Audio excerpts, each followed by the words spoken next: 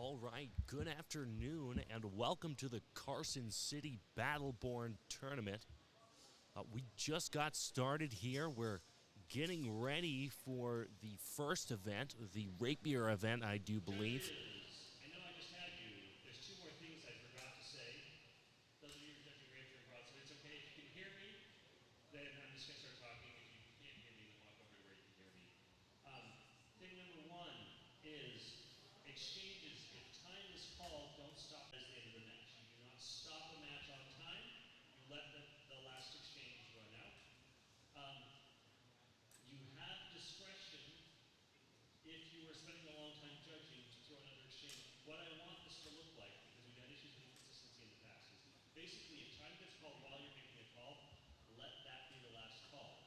Unless you want to add time to the clock. Right? If you feel you need to add time to the clock, you may add time to the clock. But that is all the important stuff. I just said, I think one more. Oh, yes. Also, if you want to give fencers a shield, do it at the beginning of the pool and not at the beginning of each match. Right? If you're like, hey, fencers, keep it clean, whatever, say that to the entire pool. Don't do it each match. Okay? All right, thank you.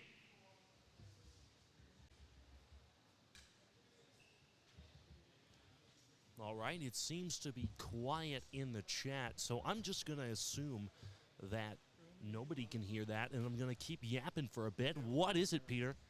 I was hoping you could tape, because I have to get ready for Rapier.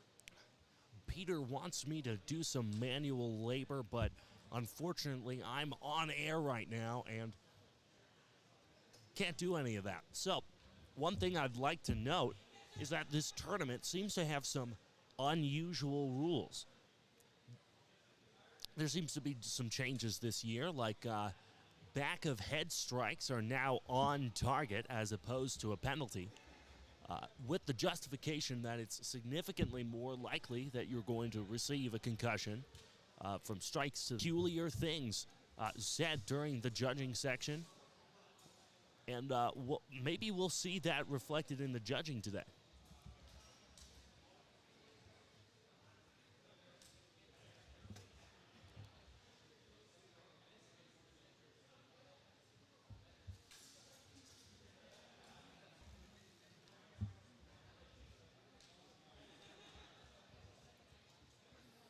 The time right now is 1:07 in Carson City.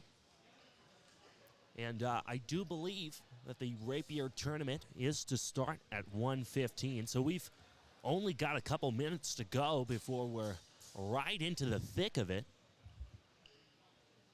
We do have some technical difficulties going on. It would seem that our equipment is being a little funky, so if we encounter some bumps along the road, you'll just have to bear with us. We're trying our very darndest over here. But it seems that at the moment, 1:15.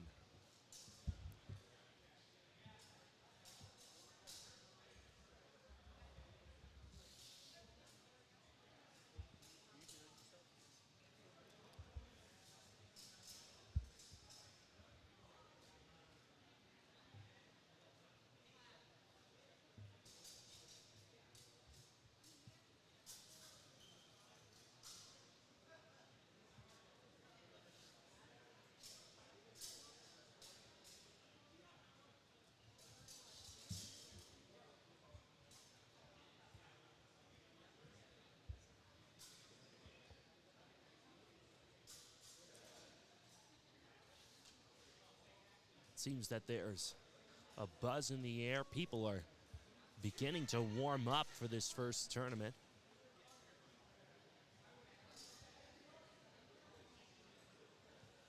I believe we're catching that on camera now. I've got a weird angle on the camera, so I don't know if that's in frame. Oh, thank you, Ted.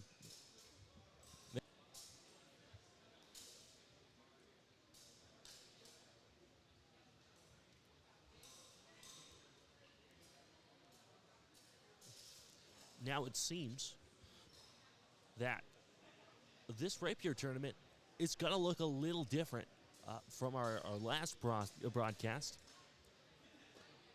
Sword Crush had a significantly less cut penalizing rule set. It would seem that today we've got one that maybe even encourages cuts as well as thrusts. So I think we're going to see some very interesting fencing today, some very well-rounded fencing today. As soon as this tournament gets started up.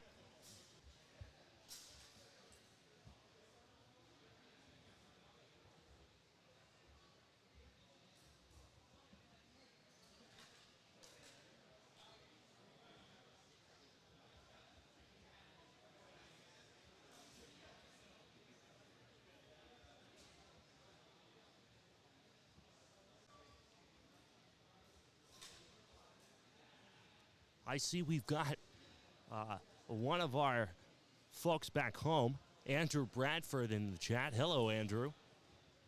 Glad you're liking the stream so far.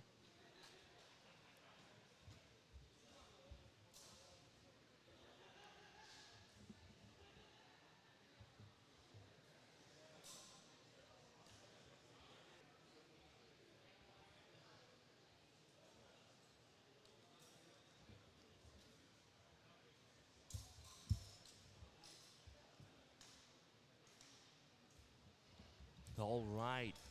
It looks like we've got people joining. Hello, hello. Sacramento.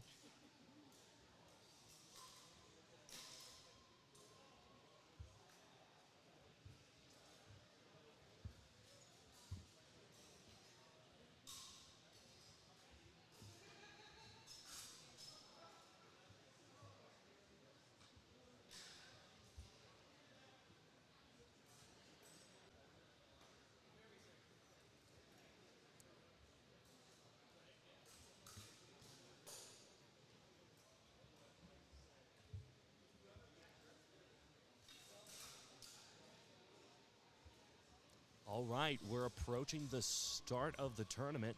It is 1:13. We should be ready to go in 2 minutes. It looks like the judges are getting ready. The tables are all set up. Michael Forrester, who you may recognize, he was on air last time. He is running this tournament. Looks like he's prepped and ready. Looks very determined right now.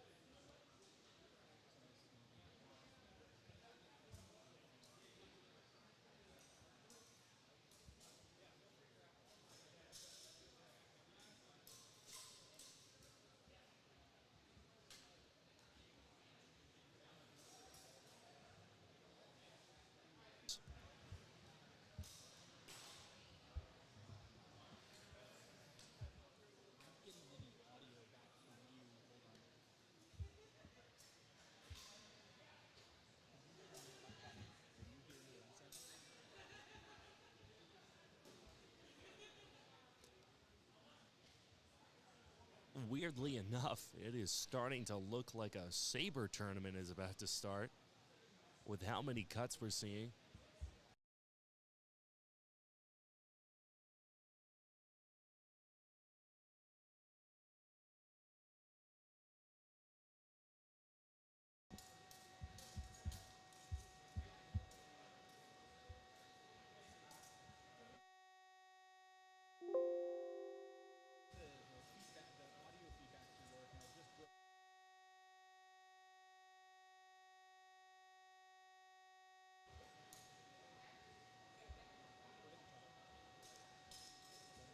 Now, it would seem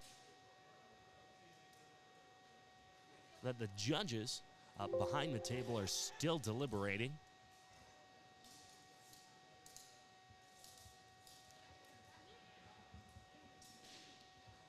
Now, personally, sitting behind this desk, rather lonely, I am bored as hell.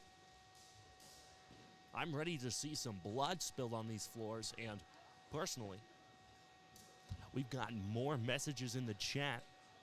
Quote, Ronan, I'm your biggest fan. I do believe that's from Emmett Ward back home. Shout out to Emmett Ward. Love that guy.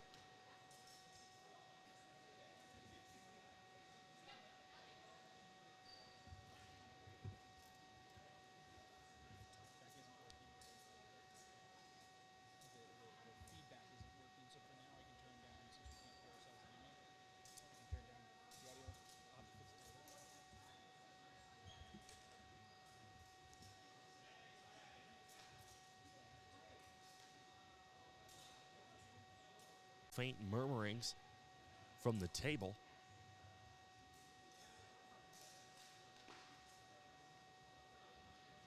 Now, folks, I am going to have to remind you that all tournaments operate on what we call HEMA time. The listed time is absolutely never going to be when something actually starts or ends. You can always trust HEMA to be fashionably late. Waiting for them to kind of get their act together and get some information so we can get this thing started. Helps if I actually remember to unmute my mic. That's right, Ronan. We're just waiting for people to get started, and it sounds like it's going to go. We're going to mute ourselves for a second because they're going to be really, really loud.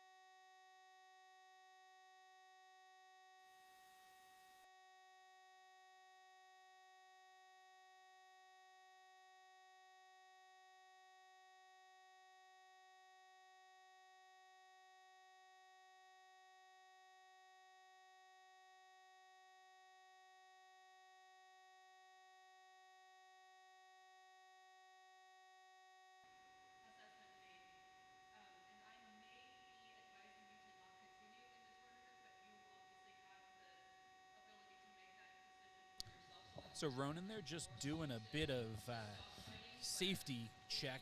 Marie, the co-sponsor and runner of this event, she's a doctor and a radiologist, so she's really all about making sure people are safe, and so really making sure that everyone's all right.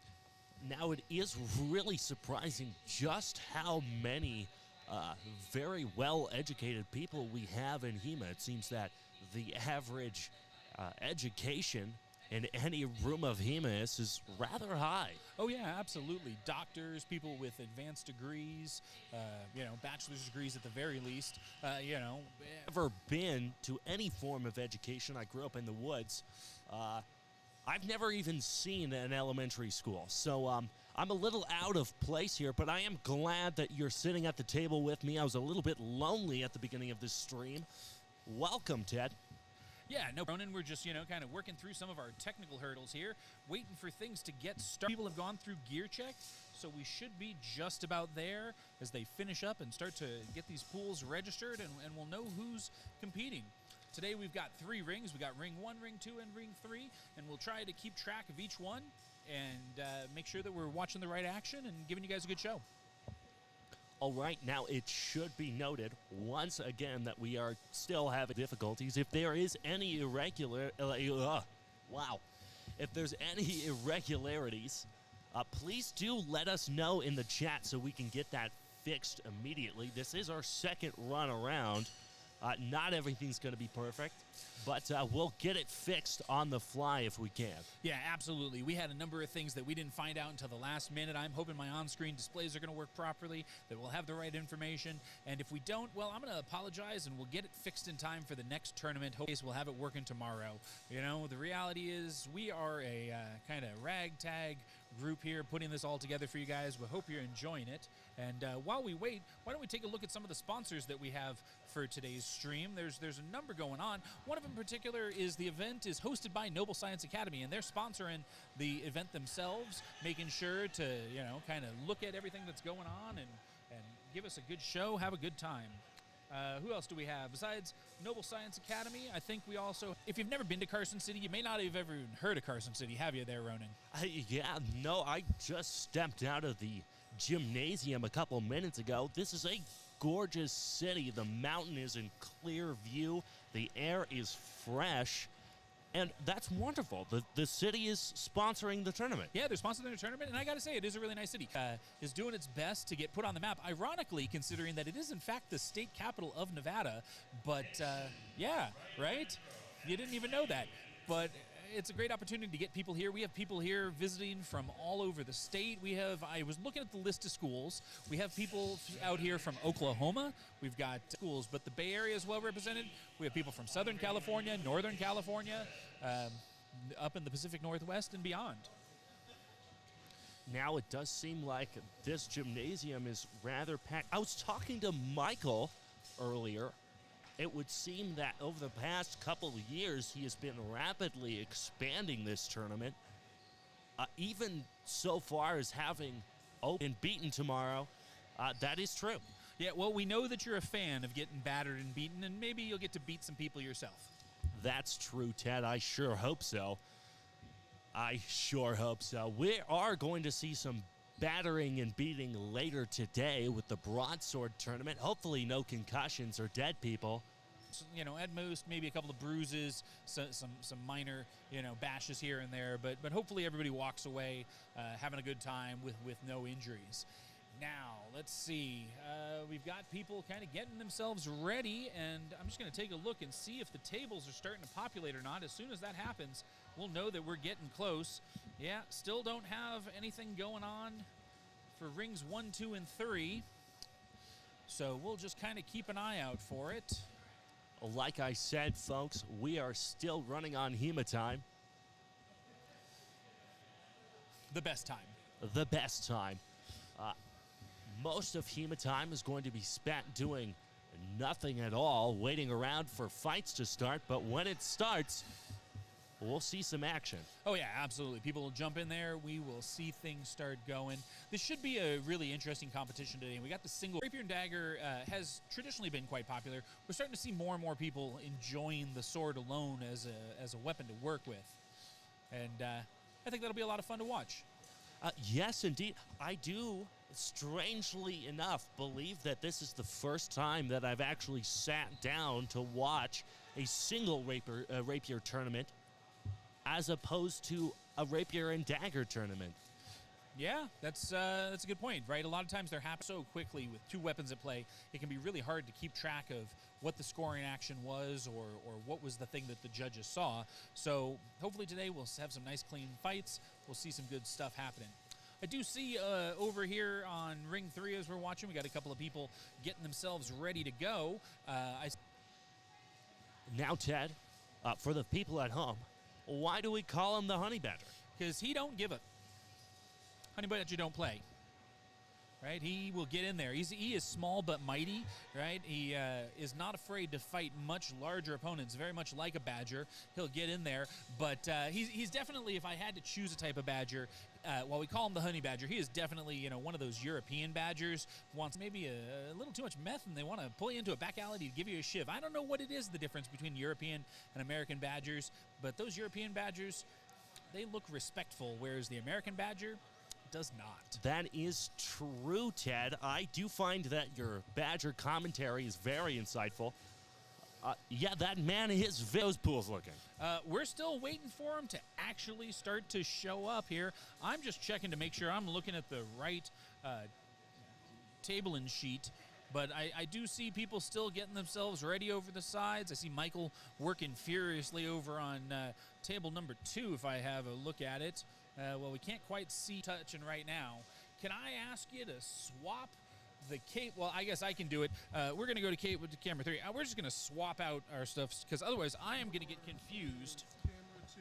So super work is... folks, at the moment we are shouting at our technical assistant, Peter, also known as Small Sword Pete. Proven to be a bit difficult for me. I have been married for quite a long time, but there we go. Now camera 2 points at ring 2, and camera 1 points at ring 1, which is going to make my life a lot better. Yeah, and camera 3 points at ring 3. Peter, can you zoom in on camera 3 there a little bit as well? We got a lot of empty space that I just don't think the sausage as well. Ronan, while we're having Small Sword Pete play around with that, what is your favorite type of meat that Small Sword Pete makes? I gotta say that my new favorite is actually rather a recent development. I love Small Sword Pete's ribs.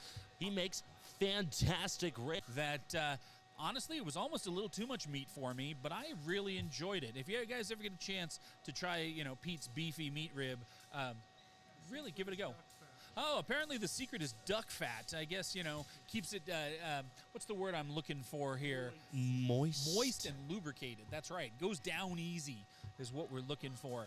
Really love it. And, of course, be receiving Pete's meat. He will be whipping it out and giving it to them during the finals after everything is said and done, I believe is the plan for that this afternoon.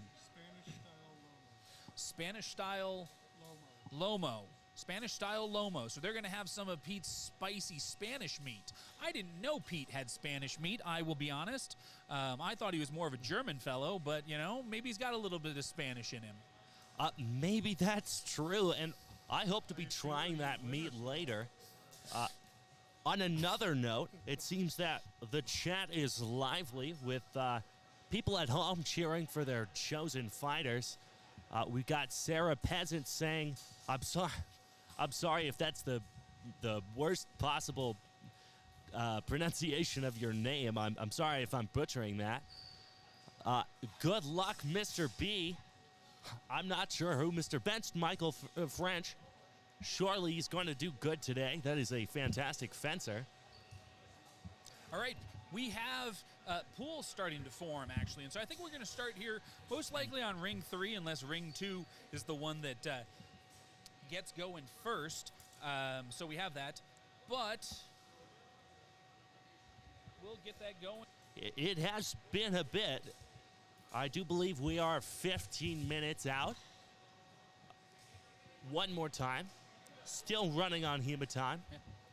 Well, and while we wait for people, I'm also going to throw in there, for anybody watching, if you're a fan of Pete's Meat or anything that we're doing here, we would love your support. And I'm going to toss it into chat.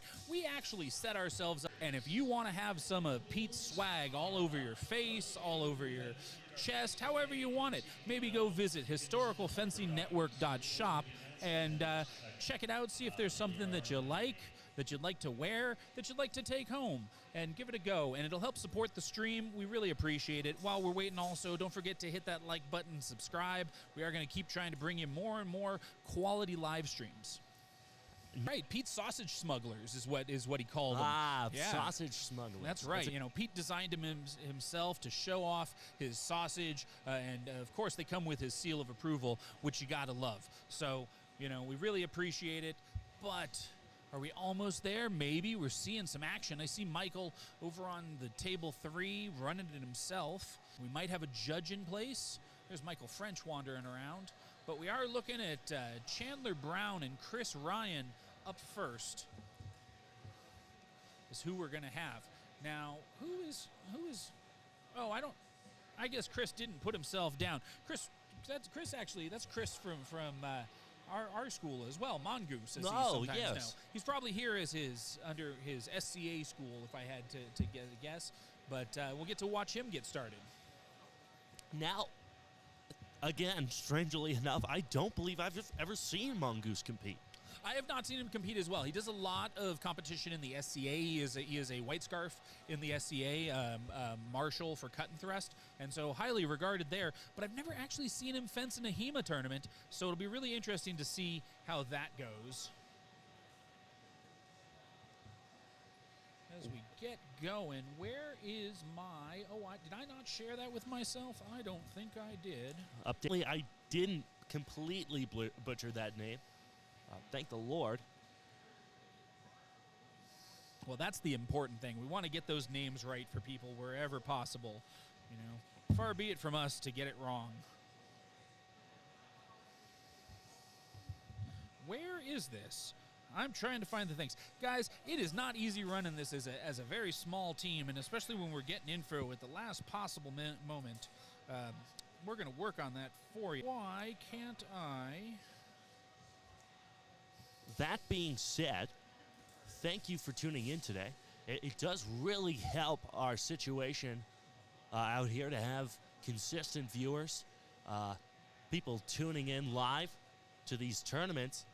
I got to thank the people at home supporting our little setup here. All right, what do we got? Pete's coming over and showing me something. All of that comes in automatically. I got access to the stuff right here. We're looking at, like I said, we're looking to see Chandler Brown and Chris Ryan up first, with Chris back on deck, followed by Elena Smith. So we'll have all that coming through in our time as we get going. Yes, I'm sure. I should note that all three tables have the same score. Yeah, well, that's because they all have their own table. Alec? No, I mean, What? we're showing all the same a moment ago. Okay, well, they've updated their info there, which we appreciate. And hopefully today, we've got our scoreboard here wired directly to the information at the table. So we should have a much more accurate sense of, you know, what the score actually is, as well as the timer is being controlled by the table as well. That is a pretty neat setup. I had only heard whispers of us getting that all put together. Yeah, well, I'm glad we got that put together in time. we did, and we, took a lot of work to figure out how to make some of these things happen. They're running their own custom sheet here, so I had to create a sideboard for them that also lets them have a timer at the table and controls our on-screen timer. It's been a busy couple of weeks since our last stream, but we're getting there. All right, while we're waiting, so fencers that we do have up. We have Chandler Brown coming up here in ring number 3. Now, Chandler, if you're not familiar with him, is from On Guard Fencing, and he's one of the top rapier fencers in the top 100. I'd have to look up his exact numbers. He mostly fences in an Italian style, shocking, I know, with the rapier. And he actually came up under one of their certified instructors there at On Guard originally, of Kai Eva. Kai's not here this week, but if you watched our stream from Sword Crush, Kai was down from Portland, where he lives now, doing for that. But Chandler is out of Santa Rosa, and he's going to be in here giving us some really good fencing to watch. Very athletic fencer with a deep technical background. Most of the time he's able to rely on that, just pure strength and physicality to win, but he's got the technical chops so that when he comes up against somebody that can match him there, he's still able to do well. And in fact, I see him over here on ring 1.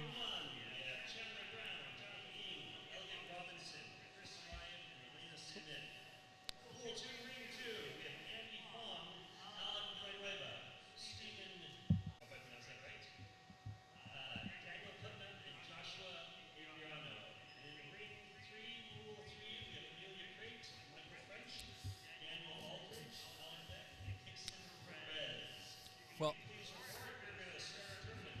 there we go. I was talking about Chandler and everything, but he's been moved over to ring 1. So on ring 3, we're going to start with Alan Beck and Amelia Crate. Amelia is visiting us from, I believe, Lonan League. Yeah, she's coming to us from Lonan League out of Seattle. She's originally a Cornhusker, apparently, from Nebraska, but now resides there in Seattle where she trains. And she's really looking forward in this event to have a good CFI. And we should probably mention that. CFI in this tournament means Clean Fencing Indicator.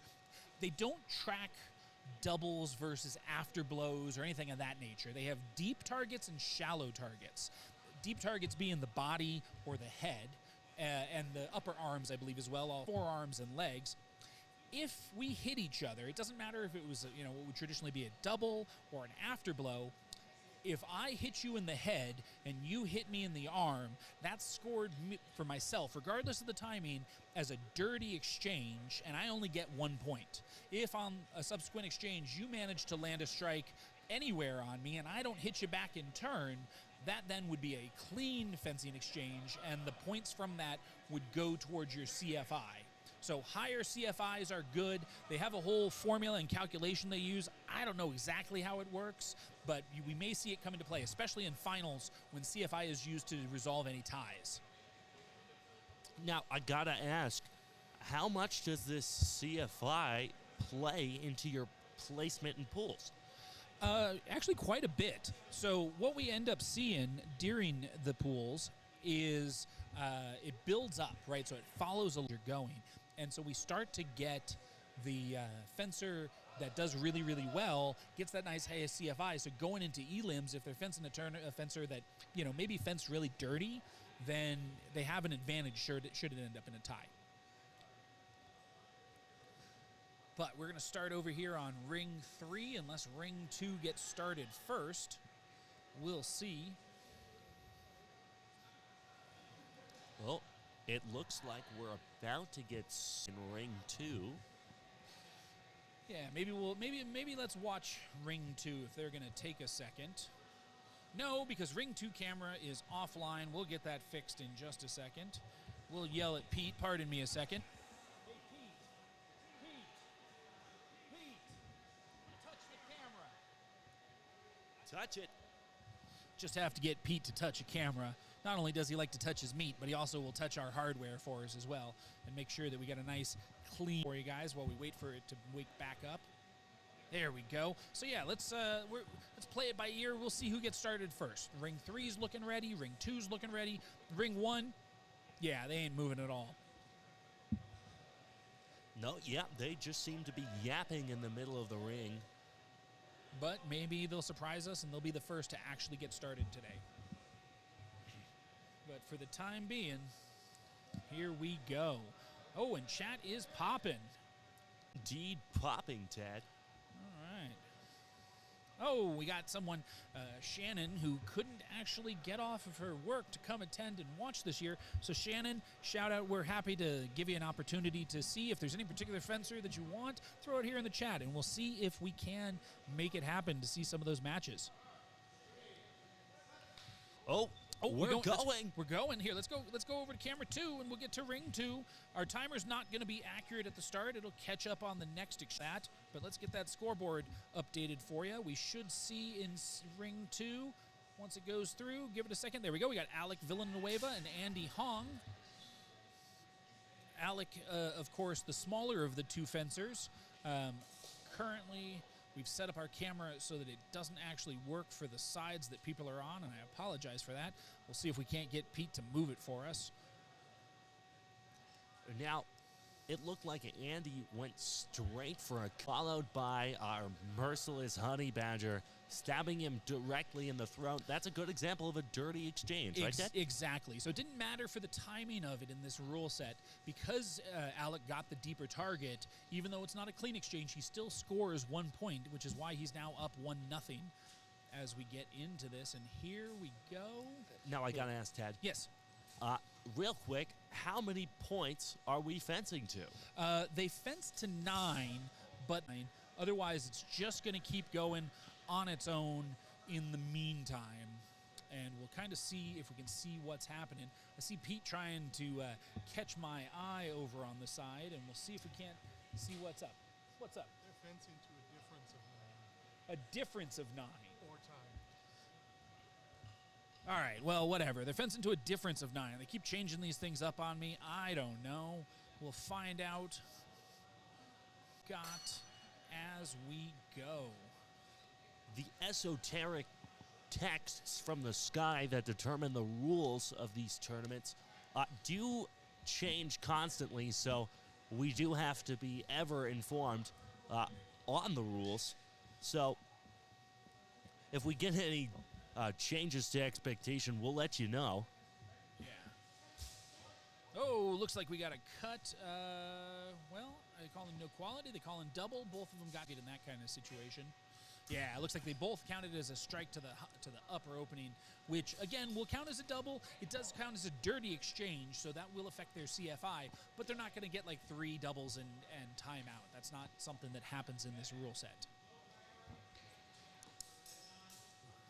All right. So we got here, some interesting little probing. Andy is really a phenomenal fencer. There we go. Very nice cut to body, looks like. I can't hear what the judge is saying, so we'll have to see what they score it as. But looks like we might have nothing. High. Nothing. Yeah, high. So this is actually favoring Alec. If he can just keep getting those deep targets and maintain, they don't stop the timer unless there's a reason to. This is an unstopped match, so it's kind of on the judges to be quick about it. And we'll see what happens. There's only 15 seconds left or thereabouts.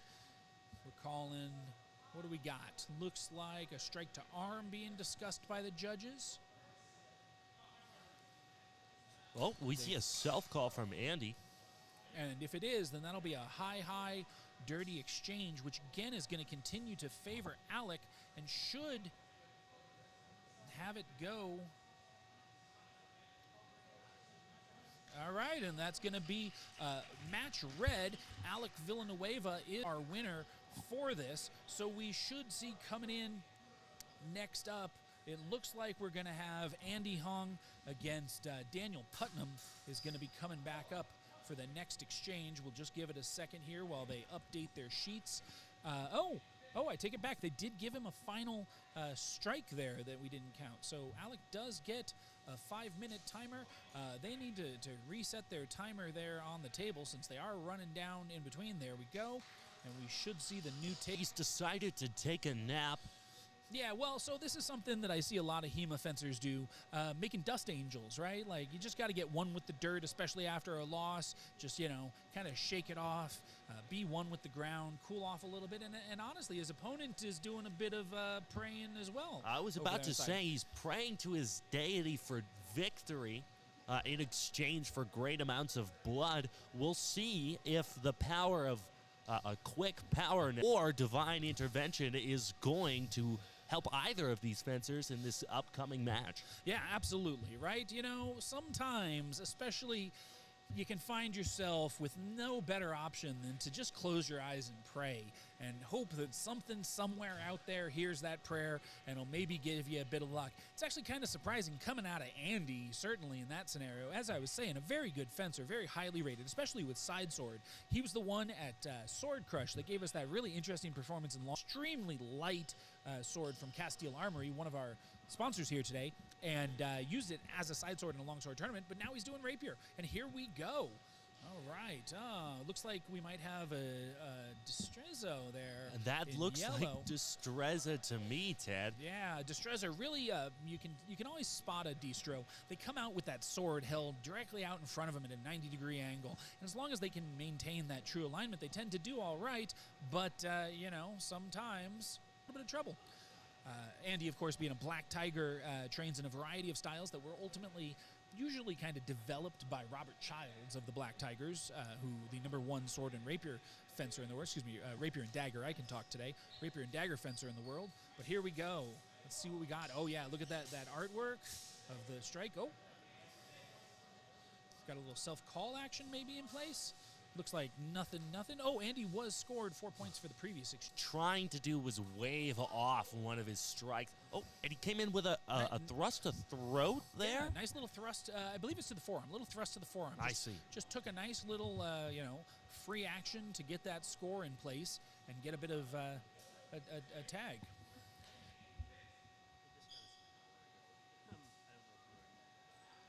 Yeah, I already talked about it. We've just decided that we're going to give it a go on as it is, and we're going to worry about trying to fix it for next year. Awesome. Thank you so much. All right, Pete trying to get us a slightly better angle for this. Let me yell at Pete for a second. I'm going to go off mic. Hey, Pete, if you can move it over to the right so that, so generally the blue fencer is on the right side of the screen. That would be the best. A little bit more. Please bear with us. We are nothing if not professional here. There we go. Now at least in this setup, there we coming around. Yeah, we've got Andy on the left and Daniel on the right, which is what we want to see. And so here they come in, getting ready. Whoa! Oh, nice little high strike, and I think that's probably going to do it. I think that's going to be the match points coming over to Andy once they call it. We are at time anyway, so let's see what happens, and let's see if my system works properly as they put the score in. There we go. There we Andy go. Hong is our winner. Next up, we're going to have Daniel Putnam fighting Josh Adriano. I can talk today. I promise you I can. Ted, do you need me to go run up and get you a cup of coffee? That would be lovely. You know, honestly, I got some tea that I need to make myself feel a little bit better here. Let's get that next match set up. Here we go. And yeah, we're going to have Daniel Putnam again is now fencing Joshua Adriano. Daniel coming from the Academy of Arms. Now, I don't know what I know. What? Hold on. What's going on? Where's my scoreboard? Let's make sure we got the right things on deck. Oh, they've updated my on deck. Where's my scoreboard? My things are working. I swear they are. Why is my scoreboard not working Well, properly? Ted freaks out, has a complete mental breakdown. We're starting our next exchange. We saw a little scuffle there, but it looks like the judges are calling it as neither a scoring action. Our Distresaist is going hard against this fencer in white, or fencer in blue. Oh, that looks like thrust to chest. What's the call? Yeah.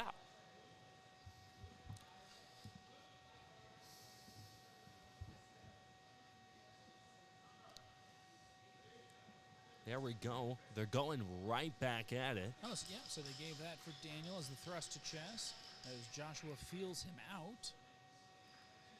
Now it does look our Distresaist is a bit of a tall fencer, meaning he's tipping his blade a little low, giving up some leverage.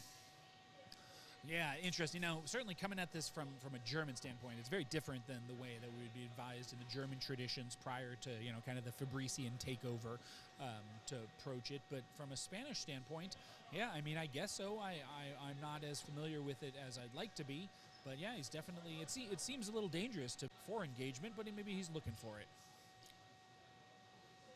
All right, what do we got going on now? No idea how much time it is. If they pause the timer and restart it, we'll get an updated time on screen. But in the meantime, it looks like we're at 5-4. It's getting nice and close. Here we go. Just that slow patience, right, and kind of creating lines and angles. Very, hallmark coming in from Daniel as well. Just landed almost as though he I'm not going to say he didn't intend to do it, because he obviously did, but so effortless. So effortless. Beautiful exchange, and I do believe that is match Daniel. Yeah, that should be match red. I don't know why the system's not bringing in my scoreboard to show it, but, you know, such is life as we get going for this. We'll get it figured out. We now are going to see, should be Josh Adrino versus Steven Oberzut. I'm hoping I'm pronouncing that properly. Coming up as well. And we'll see how this goes. Let's take a look at what chat's going on. Yeah. While we're hanging out, let's take a look at one of our sponsors that we have happening with us today. Or not, as my buttons don't seem to be working today. Let's see if I can get one of these things to fire. No. Problem is, you build all this stuff in between the tournaments, but you can't actually test it until you have an event to fully test it in. And wouldn't you know it, those are the moments when things just don't want to work out for you the way you intended. But we'll get it figured out. I don't need to sleep tonight. I can just stay up all night figuring it out.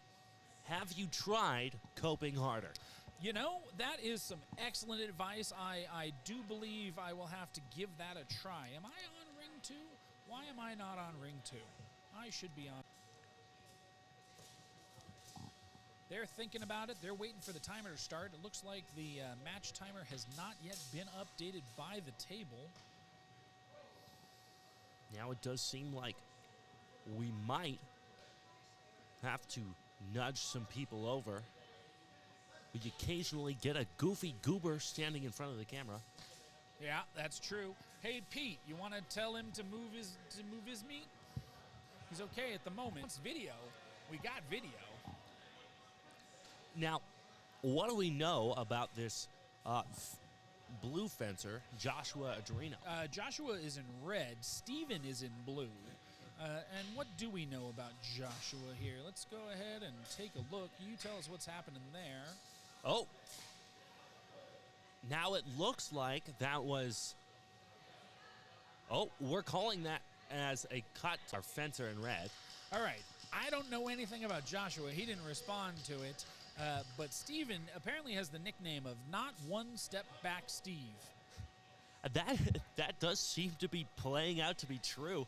He does not like to retreat at all. He is head on, but not playing the Buffalo game. Well, apparently Steven practices Polish saber out there in Utah, and he prides himself as being the only Polish saber practitioner in Utah. Now, makes him the best Polish saber practitioner in Utah. Whether or not he's good at it is something else, but he is the best just by default. You heard it here, folks. We've got the #1 in the world. Nope, Utah. In Utah.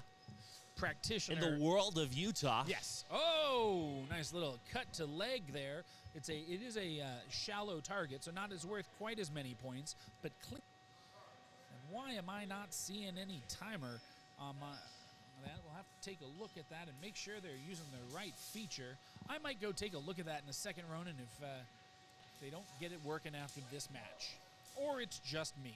We did find 90% of this equipment in a bog, so it may need some repairs in between shots. I do think it might be an issue with the table, though, because I see that over on Ring 1, properly using the timer that I built for him. So this might just be what we affectionately refer to as a PEBCAC error, where the problem exists between the chair and the keyboard.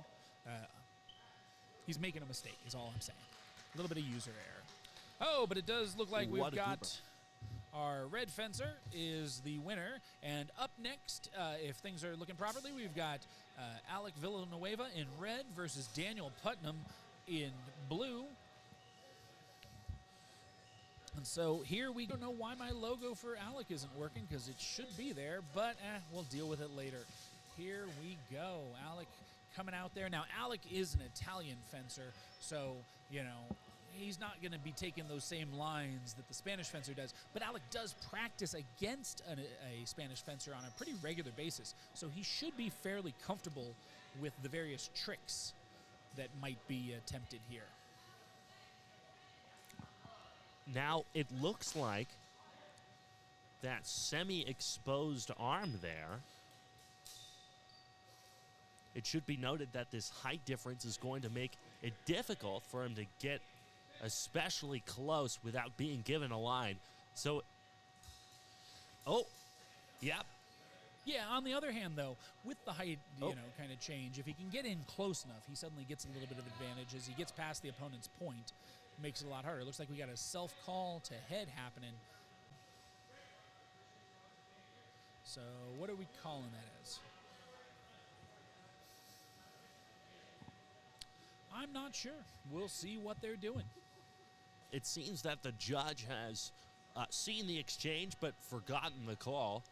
Just slipped his mind. So we're going to call this no exchange, question mark? That would appear to be the case. Oh, I got a timer finally. Looks like we might be working. Technology that you don't control. Alec really is the honey badger. Getting in there, trying his best.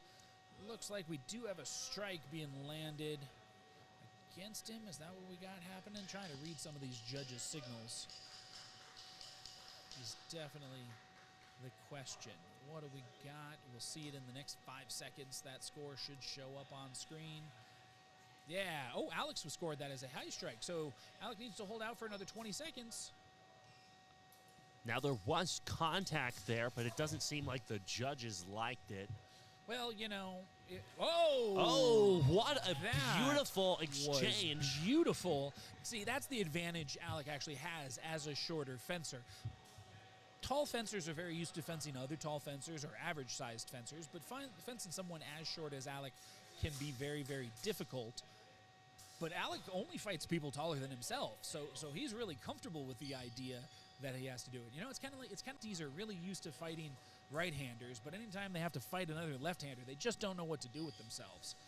Alec, I imagine, would have trouble on the rare occasion he finds somebody as short as himself to fight against. Oh.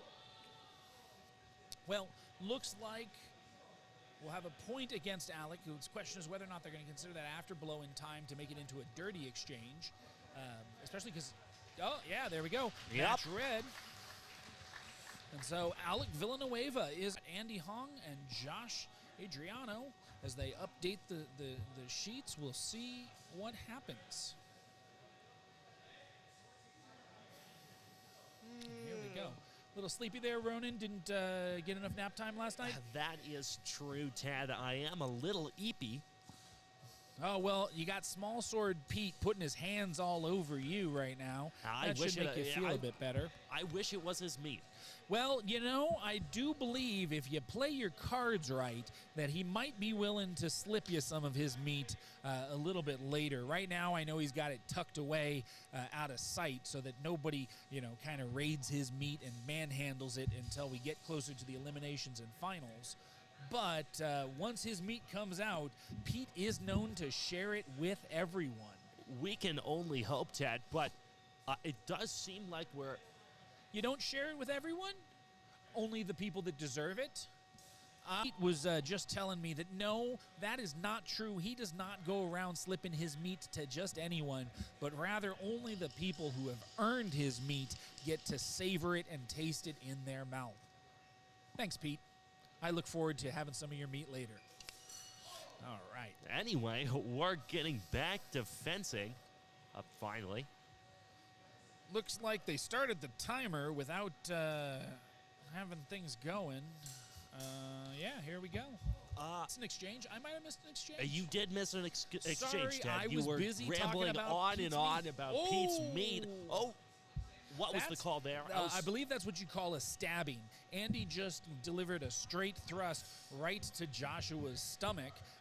Joshua, if he keeps taking those, definitely won't be having any of Pete's meat. He won't be able to handle it with holes in his stomach like that. You do seem to be rather fixated on Peter's meat. Hey, look, Small Sword Pete makes just some of the best meats you're going to have. I had his sausage the other day. Oh, juicy, delicious, succulent, all I can say. You do have a point there. But speaking of points, what's the scorecard look like right now? Right now, Andy is winning decisively. He was up by 8, and I suspect that we're about to see this go all the way to a full exchange. And yeah, there we go. Andy Hung is our winner of that exchange with Daniel Putnam and Steven up next. Hopefully, but just in case, I'm going to clear it off and get it back in. Maybe. Go away. Go away. Come on, guys. Oh, they haven't updated the sheet yet. We'll fight with it while they do. Come on, update the sheet. Hit that button. Hit submit. Get me the next match. This should be Daniel, right? Oh, wow, we do have that billboard in the way. Oh, there we go. It does seem like our fencer in blue is going from... Prides himself as being the best Polish saber fencer in all of Utah. And the Polish saber, while a system that doesn't actually exist, there are no sources for it. Although one of our sponsors today, Tyrant Industries, has published a book on Polish saber that you can buy from many fine retailers. There are no actual individual sources. Instead, it's a reconstructed system making use of things like German Dusak treatises, verses compiled together to create what we have. But Daniel is up by 4. He did manage to land that strike. So moving in, those wide cuts just didn't do it for you. But, oh, looks like we got another thrust being landed. I think we had an acknowledgement on the case of Steven. I couldn't see from our angle whether or not Daniel received any strikes. Oh, and in fact, Steven is waving off any quality that he has. So instead, I think we're going to find ourselves up 8-0. Oh, 5. Looks like they decided to call it a dirty exchange.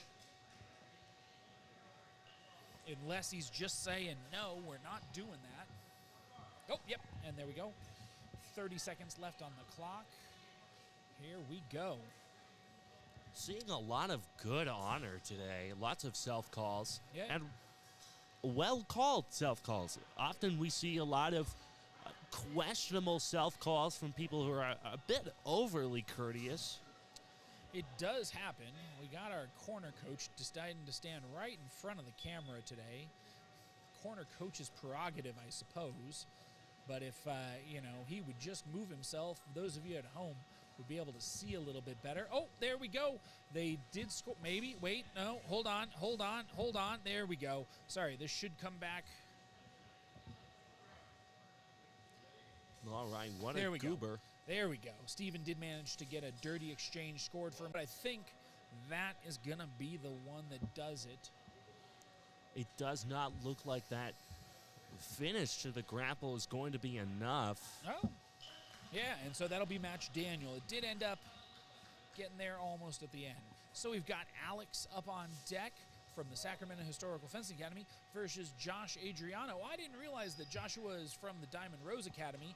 We'll have to ask Small Sword Pete about that, as Small Sword Pete is, of course, as well. Pete, what do you know about Josh? I think this might be his first big tournament. Oh, all right. He's out here in his first tournament. That would explain some of the hesitancy we're seeing sometime. He's doing a good job for a first tournament, and it really is hard that first time you come out here to get things going. And we are on. Speaking of short fences. Oh yeah, this is a good kind of point. Joshua, not a particular, you know, one of the small kings or short kings, as Sarah in chat noted.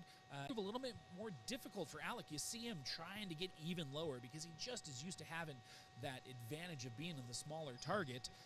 So he's really trying to get in there and present a really small target with his Italian style. Now Joshua, coming out of Diamond Rose, of course, is going to probably primarily work out of a French kind of basis for their material. They use French small sword as their primary treatise. Isn't that correct, Peter?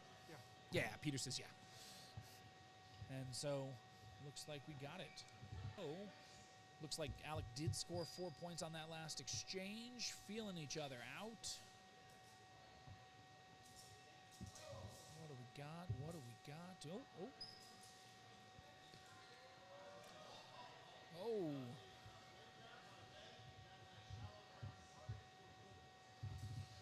While we're waiting here, just shout out to Cavetin Armory, one of the sponsors of the tournament this time. Cavetin Armory, if you're not familiar with Georgia, but they just announced that they're actually moving their facilities over to Serbia, Georgia, of course, being the nation, not the state. As they make their way further west, their goal is to eventually be shipping out of Europe so that they can get you some quality swords in a timely manner. Unfortunately, they you know, just haven't been able to get swords to people as fast as they'd like. What do we got being called here? We just saw a thrust to chest from Alec to Joshua. I'm not sure if there was an afterblow or a double there. I didn't quite get a good angle. Let's see what the judges have to say about it. Looks like 1 point was awarded to Alec, which is going to be a dirty exchange, so there was an afterblow to a shallow target, if that's the case. 12 seconds left on the clock. Normally the clock runs, but in this case, the judges did ask for the timer to be stopped, since they wanted to discuss. So really, unless Joshua can come out here and tie things up right now, it's looking like this is probably going to go to Alec. He just has to burn about seconds on the clock.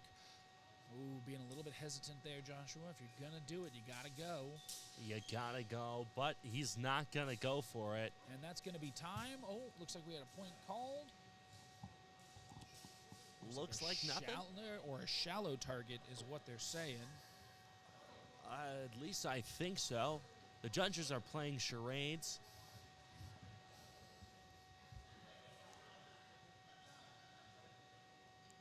Are we doing it? Yeah, okay. All right. All right. I guess we're they've doing this. reset the clock again to 12 seconds. I'm not sure why an additional 12 seconds was set. But I'm not Alec's corner coach, so I'm not going to run in there and cause a bunch of fuss.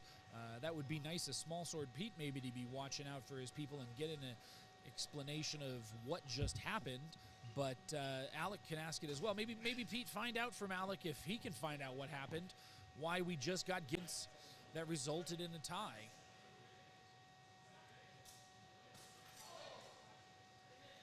Looks like they've called it as a tie. I have no idea what just happened there. I have literally no possible clue of what that could have been. Possibly they were calling not no exchange, but they wanted to redo that match. I don't know. I don't know why the time was put back on the clock. It's definitely one of those ones that seems a little questionable, but you know, these things happen. I'm sure that Joel from On Guard had a reason for his stuff, and Pete will find it out. The main thing really at the end of the day is just making sure that the fencer understands what happens. Doesn't matter if we understand or if, you know, the viewers really necessarily know. I mean, it's nice. I want to know. But does Alec know? Is he okay with it? Maybe we should get an interview. Definitely look at that. Maybe get a little post-mortem kind of discussion. Here comes our man, Small Sword Pete. Maybe he knows what was going on. But here we go first. We got Andy versus Steven. And, whoa! There we go. Nice little cut to head, it looked like, going on. Or cut to arm.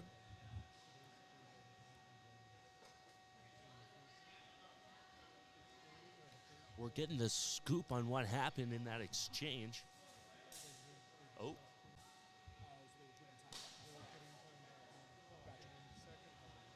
All right, that looks like a clean cut to leg.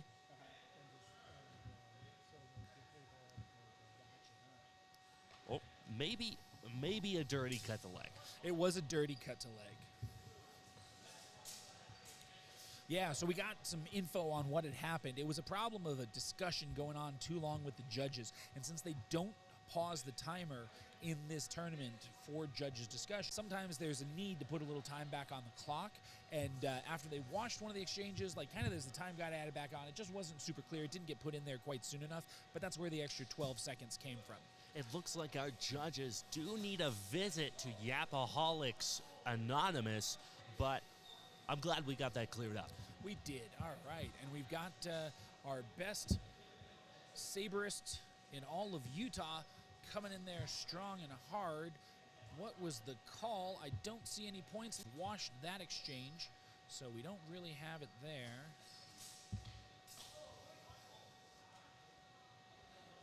Looks like we have a strike to the upper arms or a deeper target. That looked like a clean call. It doesn't look like we're calling that first contact as valid. Well, hold on a second. Why are we continuing? Oh, they're playing to a 9-point difference? Yes. Well, I wish they had updated me about that before, but hey, cool, whatever. That was, you were about half an hour ago about that ruling. I don't remember 5 minutes ago, Ronan. I had a long night. That's fair. That's fair. We all know where you were. All right, this last one starting right as time comes into play. We'll see what the outcomes are going to be. A lot of strikes and strikes. Oh, there we got Galachad, as his nickname is for Andy, going to a knee and striking around. Galachad. Galachad.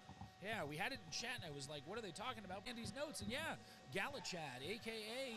the White Mask, and that's going to be match red. So Andy Huang wins for us. Up next, we got Alex Villanueva and Steven Obsrut. I'm going to mispronounce that. Obsrut? I don't know. Not for sure. How do you pronounce his last name? This gentleman, do you know? O-B-R-Z-U-T. This name is a mystery. It's appropriate that he practices Polish saber because, you know, we can't figure out what his name is actually supposed to be. No shade on the Polish, but some of those names are impossible to understand or pronounce if you're not Polish, and I think we're just on the edge of that right here. But here we go. Oh, yeah. I'm glad we got a second opinion on that. We might have to run a poll. Oh, nice little cut over the top. We might have to run a poll right now in the stream. I'll deal with that later. Let me see if I can take a look. While Ted is completely clueless about my excellent I figured it out. I figured it out. Okay, all right. You talk about it while I set this up. I intend on it, Ted. It looks like we're seeing a lot of... Oh, back into it. It seems that our Steven is very aggressive with that cut, closing distance very fast on Alec, which is rather unusual. Usually it's Alec that we see closing that distance real fast. We'll see how this cross-section of aggressive fighters is going to play out. Going right back at it. right back into the exchange. It looks like Steven got off an initial cut to arm. Did the judges see it?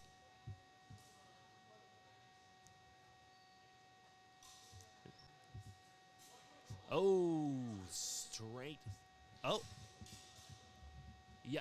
Thrust to upper opening on that one.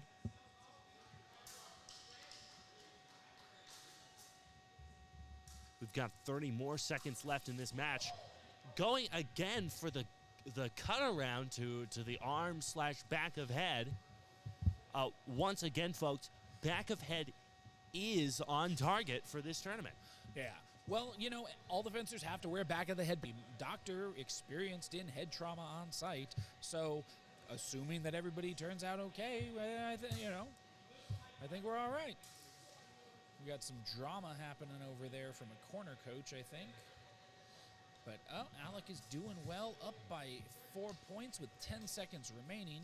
That small target, yeah, we got that head strike from Alec, and the question is, you know, are they going to let that hand strike that came in late, is that going to count? Doesn't look like they're calling it as a clean strike, which means we're looking at a 12-4 outcome with, I guess, 3 seconds left, but either way, that's going to be match red. That will be Alec Villanueva taking the match, and looks like we're at the end of the pool, so we don't have anybody on deck. Let's go ahead and jump over to a different pool to see what's happening. Now, personally, Ted, I cannot wait until this set of pools is over. I could use a cookie. Hey there, Ronan. I need to get myself a little something to drink as well. Oh, got a nice little strike to the head.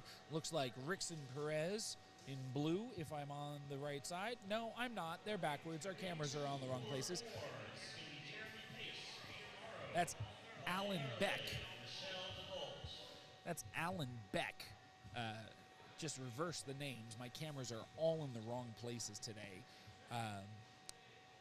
Up by 5. You can see on the table the proper sides for the colors. And that's going to be match red. And that's the end of the pool as well. All right, let's take a look at ring number 1, I guess. Really struggling for content. Well, you know, what are you going to do? We're going to pop over here to ring 1, where we're getting a great view of Isaac standing right in front of the camera. Get both mics.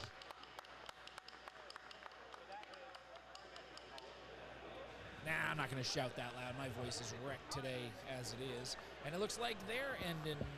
Yeah, it looks like that was the end of the pool as well. So, yeah. But I did hear Peter Morrow being called. That's our good old small sword Pete. What ring is he going to? Is he going to ring 2? Now, in the meantime, I am going to and grab a cookie. Ted, do you want a cookie? Sure. I would take a cookie. What kind? Surprise me. Fine. I have no idea what's over there. All right, well, while we wait for this to get started, it looks like we're going to be watching ring number 2, I believe, going to be where we're going to be looking.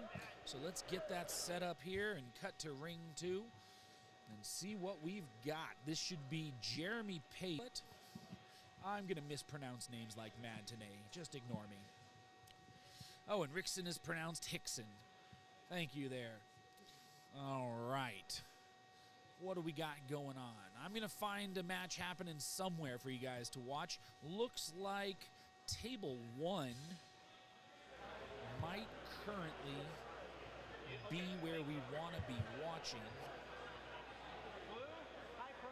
Jonathan Ying. Table number 1. All right, Ted, get me informed. Ooh, what do I got here? Oh, I got you a set of 2 cookies each, so you can choose. I'm going to take one of each. I see. Because I don't know what they are. I'm going to mute myself because nobody needs to hear me eat. Now, while Ted's eating his cookie, I'm going to keep you informed on that.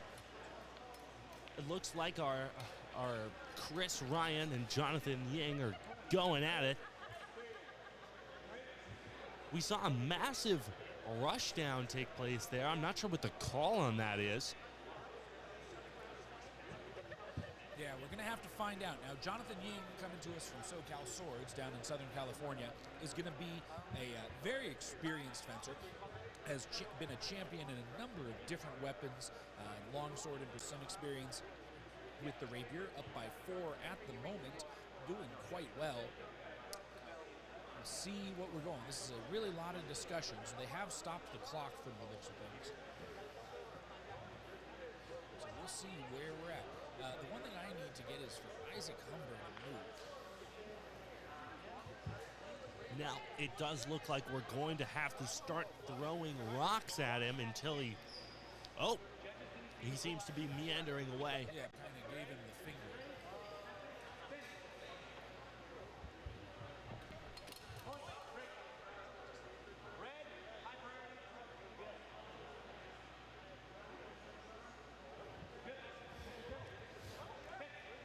All right, looks like we are tied up 4-4 over there, with Chris having managed to score a strike on Jonathan. As they circle around each other, Chris moving in. Oh, getting. Let's see what the. Oh, still nothing. Not, that, to me, Tad looked like a series of back alley shankings. I feel like there was multiple murderous blows taking place there, but we did not see a hold called. So I'm not exactly sure what we're going to call this. It looks like they've washed the exchange. I don't see any update to the score. That's one of those great exchanges where, you know, if it were a quote-unquote real fight, somebody would definitely be, but because of the, you know, necessities of the game we play, couldn't actually tell who would be the bloodier. But I think we're going to see that as a strike for Jonathan, most likely. I think they saw that stab from above coming down into Chris's neck, which is probably going to put us at 8-4, Jonathan, and that will be time if it is. Oh, wait, red. Oh, never mind. Sounds like it was a red high priority target. The question is, are they still going with time having run out? Maybe the timer is not right on the screen, but see how they go. I guess they're starting the last exchange even if timer ran out during a hold call.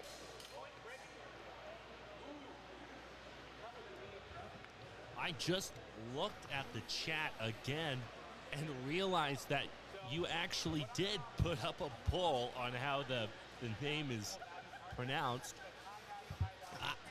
But I was making a joke about him being Polish. I did miss that. Yeah, no, that was the bit, Ted. Look, I've been trying to solve problems all day and all last night. I misunderstood. All right, where are we at on this exchange? Was there a winner called? Looks like there was. I'm going to guess that was Ryan. Chris Ryan did that, so it looks like we got Chandler Brown and Jonathan Ying. Oh, no, and that was the end of the pool also. Well, we're here to ring number 2, because I think that's getting ready to get started. Or has... An individual named Shendig has referred to us, I should say, as zesty commentators. I can't speak English either. Well, absolutely. Thank you. I got nothing at the moment. I need more caffeine. Yeah. Honestly, I feel you, Ted. And I gotta say, there is nobody more zesty than me. This is true. You have much zest. Oh, here we go. I see our very own Small Sword Pete has entered the ring. Now, you can't see it because we have a fencer standing right in the way. It does look like that camera is stepping out of the way. Very much appreciated. Very much appreciated. You got to, you know, the lines of sight for our viewers at home. But Small Sword Pete, a big man, a big heart, a small sword. We're giving him a big old hug. Can't tell if there was a smooch in there, maybe. Yeah. I don't know about you. I'm a little bit biased, of course. Small Sword Pete is always the person I'm going to be rooting for in any given exchange. That is true. I got to say that I did put a lot of Peter, so I am going to be a bit biased. Well, we are here in Nevada, and gambling is legal, although I don't know if gambling on this event is legal or not. There are a lot of weird laws surrounding it. So maybe just make sure to collect those earnings after the fact. That is true, Ted, but as we all know, that this sport is actually just a very large money laundering scheme, so it doesn't matter at all in the end. Well, are you sure about that? Because none of us are actually seeing that much money to be a large money laundering scheme. That is true. It is kind of an awful scheme. We are very poor. Yeah, honestly, it would be about the worst possible one for you to choose from. The only thing that really could get laundered around here are the fencers' jackets. We're trying our best, Mafia overlords. Can smell some of the fencers from over here, though, is all I'm saying. Oh, no, you absolutely can. Not Small Sword, Pete, of course. No, of course. He smells just like smells meat. like meat and spices, absolutely. Oh! Oh, this is Peter doing his thing, doing a little acknowledgement of a strike Yep. to an arm. But there took a strike on his hand. Hopefully they're okay. Good on him. He waited till after the call to shake off his instructed by the judges. Absolutely. We do want those hands to be okay. He needs to be able to handle his meat later and feed it to the victors. Just shove it right into their mouth. Ted, you seem to be very aggressive recently about a Small Sword Pete's quality meats. What's going on with that? Look, all I'm saying is that I'm a man who likes a certain type of meat, okay? I like it to be salty. So if another man has the best quality meat out there and he's willing to just like stick it right in my mouth, all I'm going to do is open up and say, ah. Ted, I am starting to think that we do need to get you a little therapy, but yes, I can agree. Small Sword Pete makes the best quality meat in town. Look, it really is delicious. Like he had, I think it was the Copa at Soresh that came in 3 flavors. He had one that was spiced with long pepper. Now, if you're not familiar with long pepper is a type of pepper that originates from like Africa, and it used to be really, really popular in the Middle Ages as a spice, more popular than black pepper, which is very difficult to get out of India and the East. And it's kind of fallen out of fashion, but Pete recently started using it again, and it really is interesting. And it's got a little bit of that tingle that you get out of a Szechuan peppercorn, and you have a black pepper. And I gotta say, like, I like the little I like the tingle that Pete's meat gives me. That is true, Ted. It would seem like that's the case. But moving on from your special interest,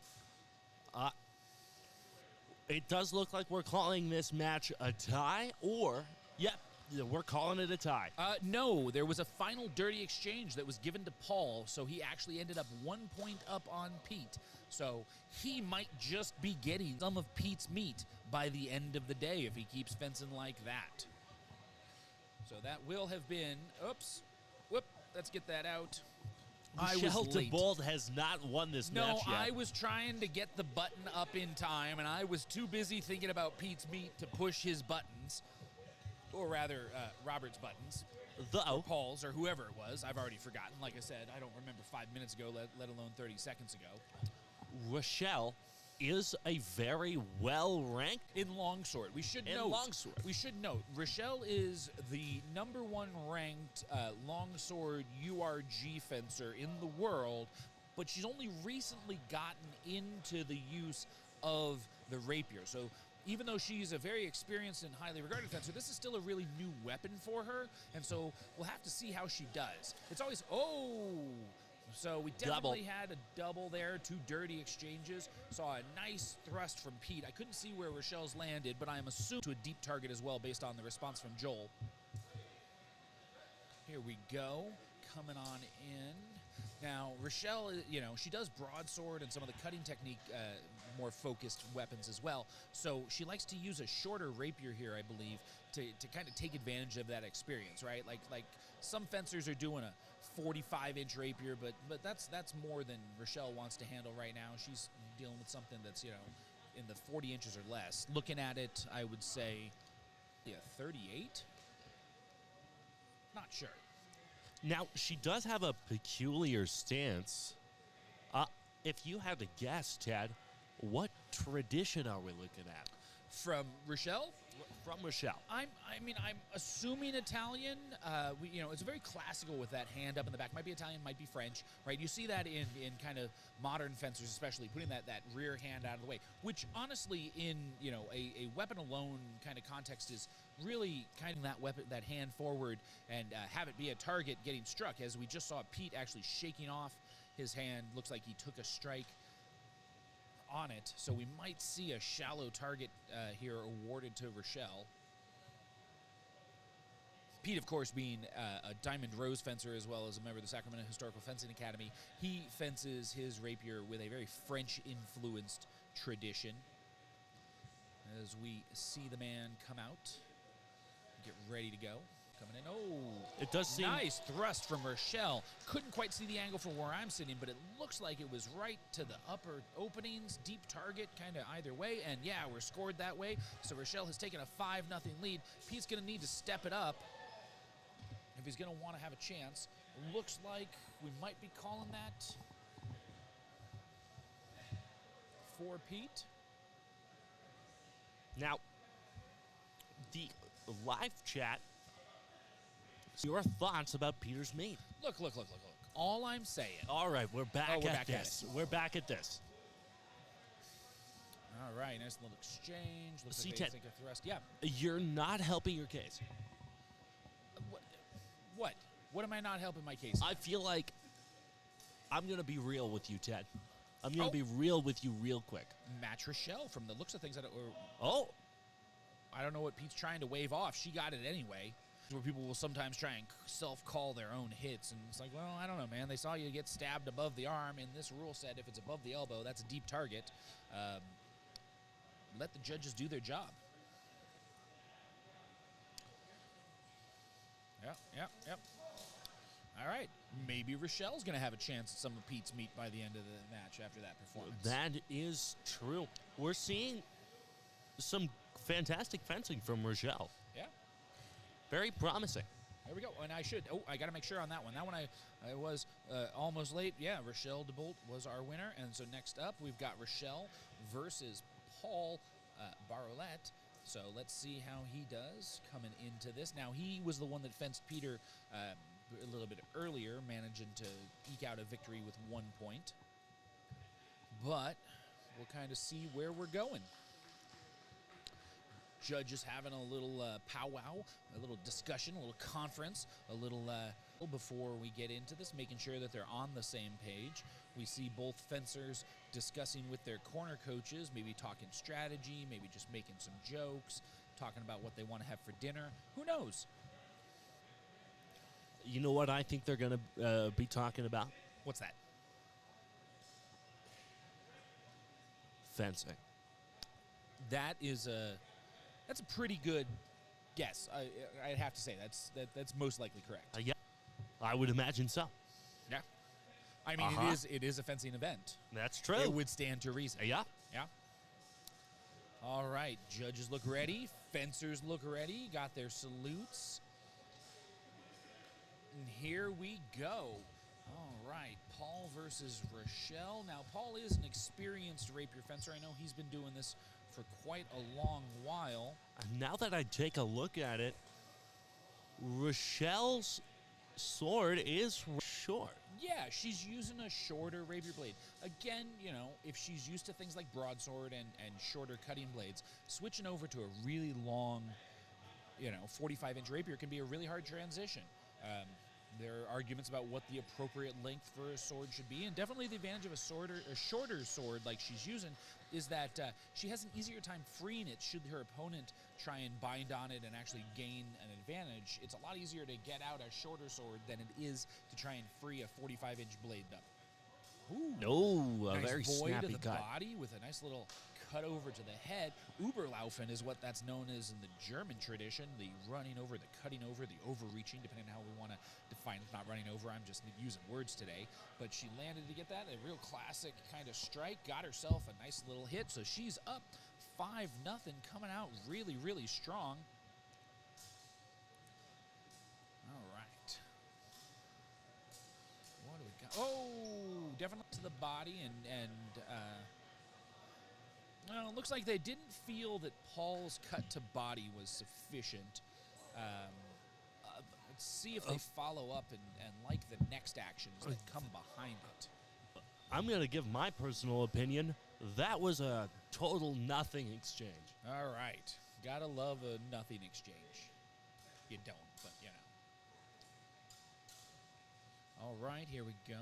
Feeling out, tempting. Oh, the head. That should do it. That's going to bring her up 9-4. There are 3 seconds remaining, so there'll be one final exchange. But it looks like, unless something unexpected happens, Rochelle is going to win this match. Way to go. Oh, looks like we did have a blow after blow, double strike kind of scenario. Let's see what they're calling it. Yeah, Now, Rochelle's acknowledging the strike to her body. And there's a question about the strike. Take this one because of the time having run out and only being able to get 4 points on an exchange. But, yep, and that is going to be match blue. we do have an unfortunate development. Small Sword Pete has dropped out of the Rapier game. Well, withdraw. Too many strikes to the hand, I'm guessing. Was feeling they might be endangering his ability to be a purveyor of fine quality meats. That was not that Peter has, I believe what he said was that he has trouble continuing with the calls being made. Oh, my. What drama. I have to say, for those of you that don't know Peter, Peter is not the type to make complaints about judging.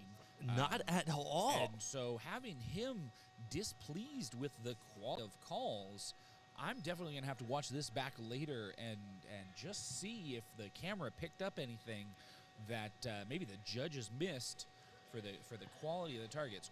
Really surprising to hear Peter decide to scratch himself. When you hear Peter say, quote, none of these calls are accurate, he's got to mean it. Yeah, I don't, like I said, I don't think I've ever seen that from Peter before. Oh, I do over there hugging it out with Michael, the organizer of the event, because, you know, Peter is one of this is a man that has regularly won awards for being like the most honorable fencer at an event. So when he says something, you listen, right? As opposed to other fencers who we don't necessarily need to name, certain show ponies or something like that, who maybe are famous for getting upset about calls. You know, Peter is the polar opposite of that, and so to have him, you know, a little verklempt about it, That's surprising. certainly something. Yeah. In other news, it does look like we're raring up for a fight in the second ring. Yeah, it looks like we've got Jeremy Pace out of Simbrogi, which is a school in Oklahoma. They put on the Geselleffechten tournament in the fall that tends to be very popular. Now, Jeremy Pace, I don't know what his rank is in Rapier, or single Rapier, but he is a top 10, I think, longsword fencer in the world. At one point, he was the #1 longsword fencer in the world. I think right now he's ranked top 5. And here we go. All as right. he steps in versus Rochelle. We've just gotten going. The judge has gotten off of checking his Instagram, and we're probing out in the center. Get to look at the back of the judge's head. Always my favorite. I understand that the judges do need to see what's going on, but does the exchange. Oh, there we go. Came into that bind and a strike to torso as they were starting to leave, so that will be a deep target. Now the question is, did they also feel that the cut came in from Rochelle? I think I'm seeing that they're saying that. Oh, nope, looks like yeah, that the ultimate call was a strike to torso for Jeremy. So he is up by 4 as we go in to the next exchange. A little bit of probing action as they kind of feel out each other. Jeremy sitting in kind of a classic Eisenfort position in the German tradition, an on-guard position. Yeah, looks like we're calling as well a strike to arm for red. Managed to take it during the flurry. There we go. Not flurry of blows. That's more your speed to be a flurry of blows. This was a flurry of blows. Wow, Ted. Well, we're really going there. You are the Rat King, after all. That is true. That is true. A strike to torso being called, or upper body. I mean, it really doesn't matter. If it's above the elbow, if it's into torso, those are all deep targets in this rule set. And so we should find that most likely this is going to be a 9-0 advantage to Jeremy. Is that what we're saying? I really need to wire up the ref that we're listening to know what they're talking about. What's the call on that? I'm waiting to see. I'm looking for the score to update all that. Looks okay. Looks like they've washed the exchange. And they said no quality there in what they saw. Oh, we got a nice thrust from Rochelle landing on Jeremy. It is interesting to see the former top longsword fencer and the current top women's longsword fencer go at it in a completely unrelated. That's an excellent point, right? Top-rated fencers in their individual fields now both using something that maybe isn't their primary weapon. Does look like Jeremy just scored a 4-point strike, so we are up 9-4 with only 3 seconds left. So this should be the last exchange, and that's probably gonna do it. Oh, you know what? I got a request coming in, not via chat, but directly messaged to me if there's going to be time after pools for interviews. And you know what? There very well might be. But we do have on this match, that is going to be match red Jeremy Pace, and that is the end of the pool since Small Sword Pete did scratch himself from this tournament, which means it got done really, really fast. So really the question is, what's left? I'm going to take a look. I don't know if we have anymore, and otherwise we might go and try and hunt down somebody for a little impromptu interview if we can figure out what is going on. Okay.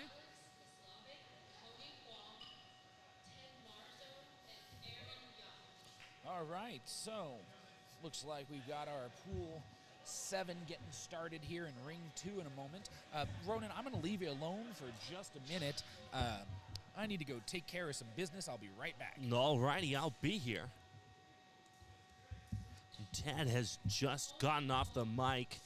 I'm again. Now it does look like we're readying the next pool in pool 2. We're not really seeing much action going on. It looks like they're getting the fencers together. Now, Peter has just stepped at the table. Finally, I'm not alone anymore.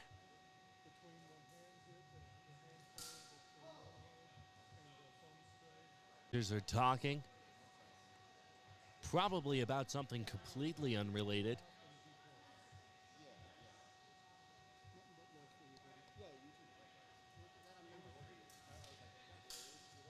Ted has disappeared into the shadow realm. I have no idea where he is, but it does look like we're about to start this next pool in pool 2.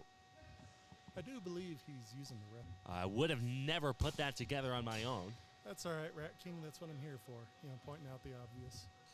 Now, I was not aware that he was capable of doing that after the surgery, but good for him. You know, miracles happen. Oh, there he's coming. Yep, he knows we're talking about him. He knows. He knows. He knows. He knows. So, it's quite a bit of action here. So far, no sword breaks. Yes, I'm incredibly tired. This chair is very uncomfortable. Usually I'm used to sitting in a luxurious throne. I believe we're supposed to go to camera 3. That does seem to be the case. You can see me. Hello. Oh, how's my it going? goodness. I am one ugly motherfucker. And I'm gorgeous. I look great right now. You know, your tiara really sets the outfit off. It's a coronet, actually, Oh, okay. Jackass. Not in with the, not meat products and not small sword products. Yeah, I can tell. Anyway, it does Looks seem like like we're we're starting. getting going in ring 2. I do believe that this is pool 7, pool 8. We've Pool got 7. Aaron Yang and Alex, last name. Leslavik. There we go. Yeah.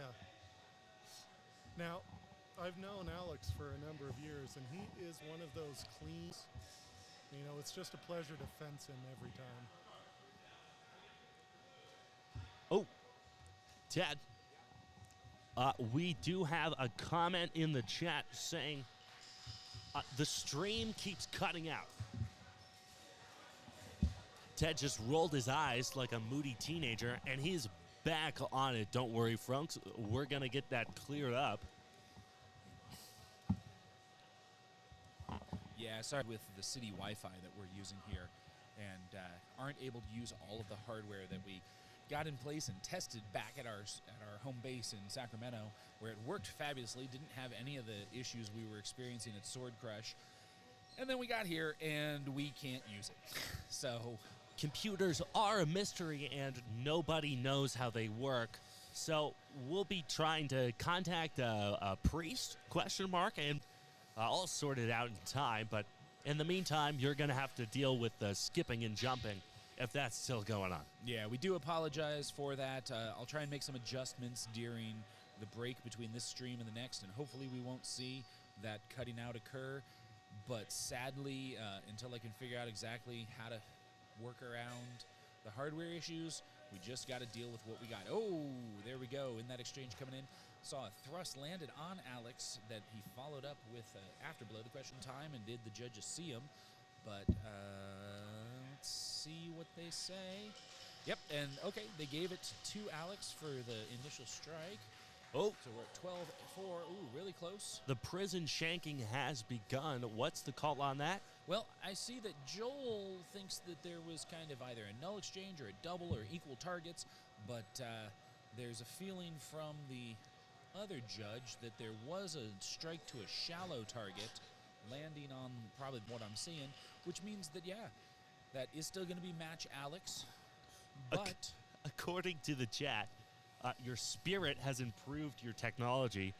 It's better now that Ted is back. hey, there we go.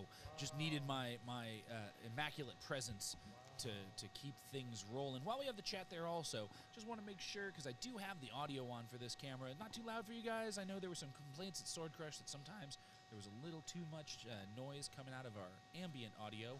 Hopefully it's distracting this time. Do let us know on that. In other news, I'm going to read off some comments. It's comment time now that we're waiting for the next fight to start. We've got the comment of weak knees. Not sure what that's referring to, but appreciate it. The Rat King is so gorgeous. Baddie alert. Was that from Emmett? No. That's a yes. Anyway, and then followed by Ignis Q. That's a funny name. Doing a, how do you describe this emoji? How do you describe this? What the? Hold on. Let me look at that on the other screen. That is too small on your phone to be able to. Whoa, there we go. I mean, like a kind of a angry, sad, cryy face. I'm not sure what that one is. Whatever that emoji is, followed by the displeased face emoji. Yeah. All right. We do seem to have some discourse on my popularity in the chat. I will say that the internet we're using here is pretty fast, but because we're on Wi-Fi and we have a little tiny antenna that's having to catch it every now and then, we get a little dropping of packets, which causes things to back up and unfortunately skip on the stream. This is something we're going to work on, guys. Again, remember, this is only our second live stream, and we are still working through, the beta bugs, if you will, as we get this going. Oh, here we go. And we got Alex versus Ted getting in there. One more thing. Yeah. In the chat, it is saying that audio is fine. Hey, thank you for the feedback there, guys. All right. Moving on. Oh! Yeah, got a nice little thrust to torso. Now, I'm not entirely sure if I caught whether or not that landed firmly. Was that a cut? Was that a thrust? I think it was a thrust, and it looks like it was scored, to Alex. And Alex is doing a little self-call. Looks like a strike to hand that he's going to give to Ted. I didn't see where Ted was from. Is he from, what school is he out of? He is out of... Back at it again. Oh, yeah, Diamond Rose. I should be able to tell from that outfit. Yeah, Diamond Rose. So, again, one of the fine fencers out of our neck of the woods. Oh. Now, you couldn't see it because it's just off a screen, but you might see Alex every now and then between exchanges walk just to the left of the screen. The reason for that is he actually has a wet floors. They can get really slippery really easily, and especially in something like Rapier, where getting those deep lunges is so important. The fencers like to give themselves a little bit extra grip, and one of the ways they'll do that is by stepping on just a very lightly damp towel, lets their shoes stick to the ground a little bit more, and they can feel more confident in their lunge game in that kind of scenario. I do know that Alex, when given the opportunity, actually prefers to fence barefoot. Honest for to fence barefoot, and it's only because people judge me when I do that I don't do that back home. All right, here we go.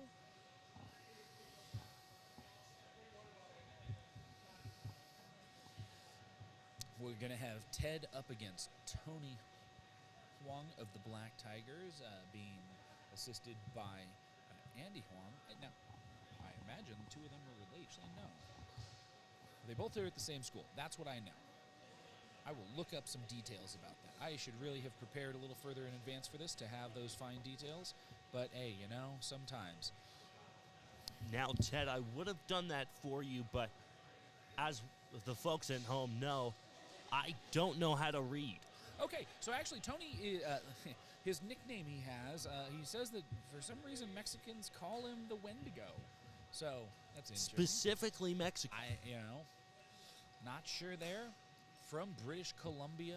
Honestly, we Canada, might need a follow-up on that one. Yeah, we might have to get some interview. Maybe actually we'll get Galachad to interview him for us and get a little more details. Oh, nice taking of the leg. That was a really nice kind of exchange and setup, right? Kind of caused some actions up high, got Ted really thinking about his defense against the upper openings, exposing that lower leg, and then he just took an easy point. Trying for that leg again. Seeing, since it's being presented, if he can pick it off. Thinking about it.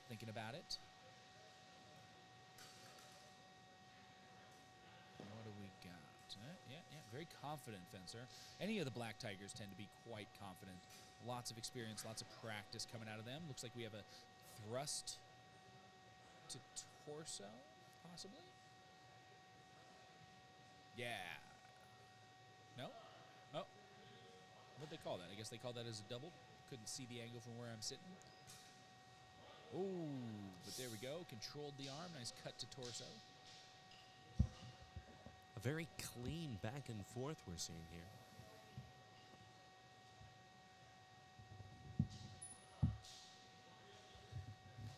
Here we go. Coming in again. Nice. Slowing it down a little bit. Controlling the speed of the match. Sure that everything goes the way he wants.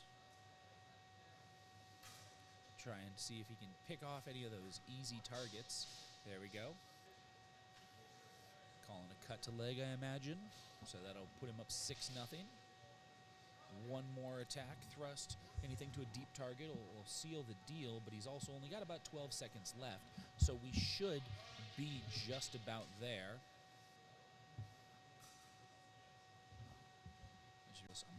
End that pull. Since we're done with that anyway. There we go. Oh my God. Small Sword Pete has just shown up and offered me some of his meat. I'm going to mute myself while I savor it. I'm not. Small Sword Pete, hand me that meat. I'm going to eat it live on air. I was told explicitly not to do this, but I'm going to do it anyway because I'm a rebel. So tasty. Just the right amount of salt. Oh, it's subtle. And it's got that extra meaty goodness in there in the background. Ooh. You're feeling it, right? I feel it. Yeah, Small Sword Pete's quality meat. We are a fan here. I'm sorry, and Tony was the victor on that. Sorry, we got distracted. give a quick shout out to Tony on there. And now it looks like we're going to have Alex back up against Tony coming into play. Oh, my. Oh, he's handed me. Excuse me. Arrow has just joined the chat that somebody back home asking for Peter to speak up. Now, unfortunately, Peter is not mic'd up at the moment, and I do not believe he wishes to be. But can we get a live Peter reaction? What's up? There you go, folks. A man of eloquence.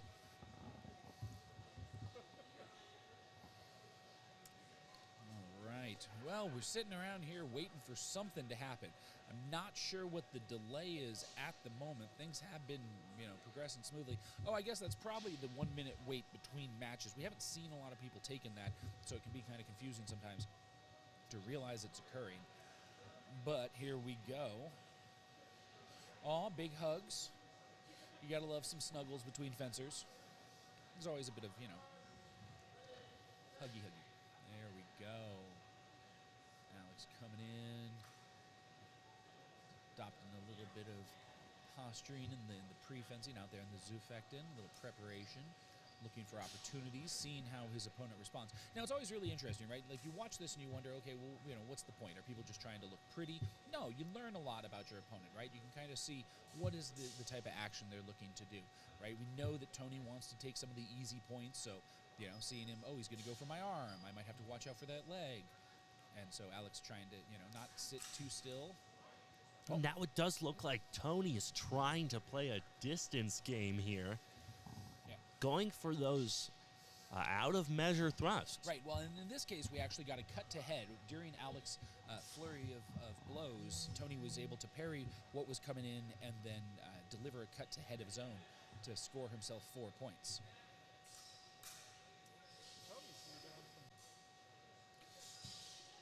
So, Pete was just commenting that Tony did fly down from Canada, but he does train with the Black Tigers, does he not? Yeah. Oh, okay. I didn't realize they were spread quite so far and wide. International, as it were. All right. Here we go. A little bit of discussion. This is going to run that time down unless they pause it quite a bit. It does look like they're running the clock here. Yeah. There we go. They've decided to pause it. Up by 8. Taking a healthy lead. One more clean strike.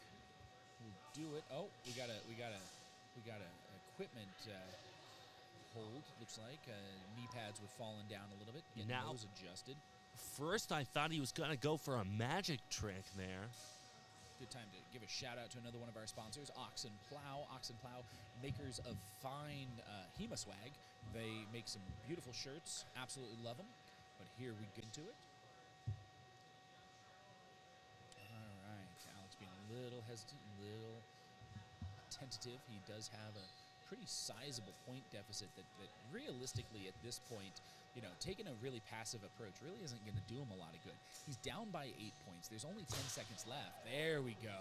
That's what we needed to see. We needed to see an aggressive action getting in there, that strike to head. He is going to be out of time, so he's got one more exchange. The question is going to be in the final exchange of their match.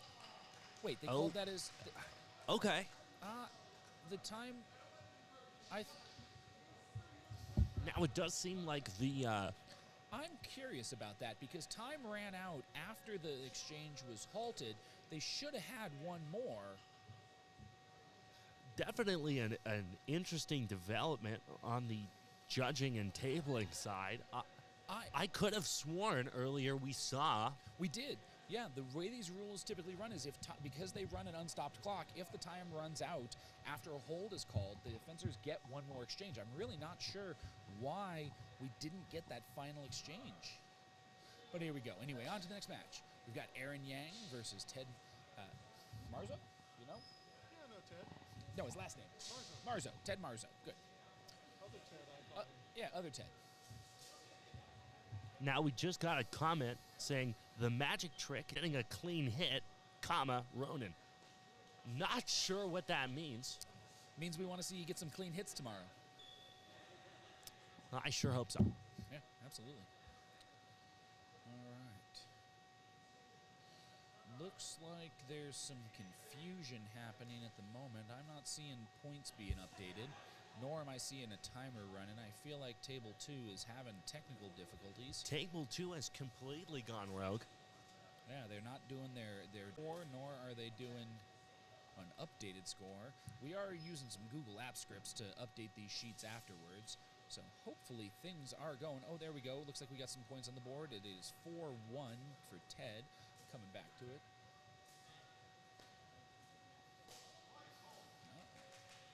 Now, this is a kind of a, classic Northern California matchup. Aaron, I believe, is out of F3.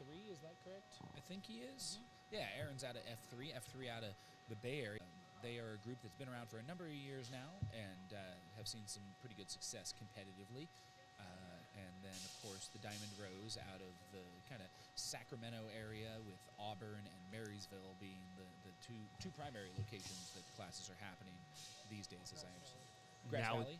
Oh, and Grass Valley as well. It does Auburn look like Valley? Ted has taken this match. Oh, yeah. There we go. Assuming the time is right. Like, obviously, the timer has not been run throughout this match. I don't know what's going on with. Might have to go do some technical checking over there. Get them to refresh their page, if nothing else, because we're not seeing the proper displayed output either. So I'm not really sure what's happening on it. We are seeing a score of 8-1 in Ted's favor.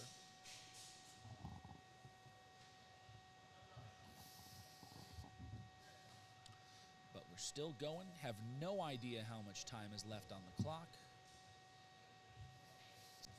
Unless something, really silly happens. I do think believe he does have this. that we're out of time, Ted, Okay. and that this is the final exchange.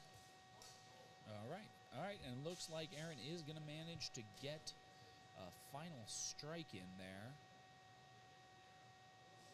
Perhaps. Might have to. We're still going. Okay. I don't know. I'm confused at this point. We have no idea what's going on, but they're still fencing. It does seem like Aaron now has a chance to bring it back. Certainly to tie it up, right? A nice single, clean strike. Oh, but then that's going to make it much more difficult again as Ted does land another thrust, giving him 12 points to Aaron's 5. But he does need a 9-point difference. Oh, but there we go. Finally, we have match Ted. So Ted does take and will be up next, follow fencing against Tony Huang from the Black Tigers. So we got, oh, yeah. This will be our last match of the pool of Aaron versus Tony. Now, I do believe we might have to go inquire regarding some of the rules on how time is scored. Yeah, I think there was some confusion. Honestly, I think there's some technical issue. Looks of things. I see, Michael has gotten involved and is getting the display showing properly. So hopefully we're going to be seeing things.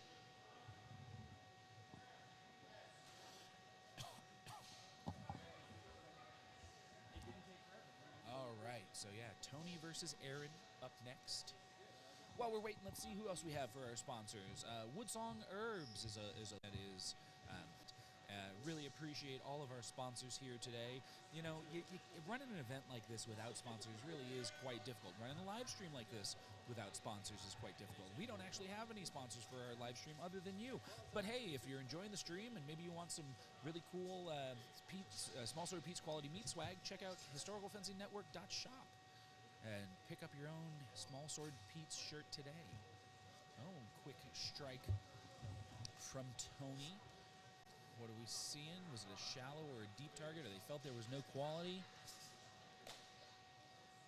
Looks like we're seeing there was no quality in that last strike. They didn't like it, called hold, and then changed their mind. Got a corner coach just standing right in the middle of our shot. Despite that, I do believe we caught that exchange. That looked like a clean. It was from Tony, yeah, and so he scored the 4 points. Here we go.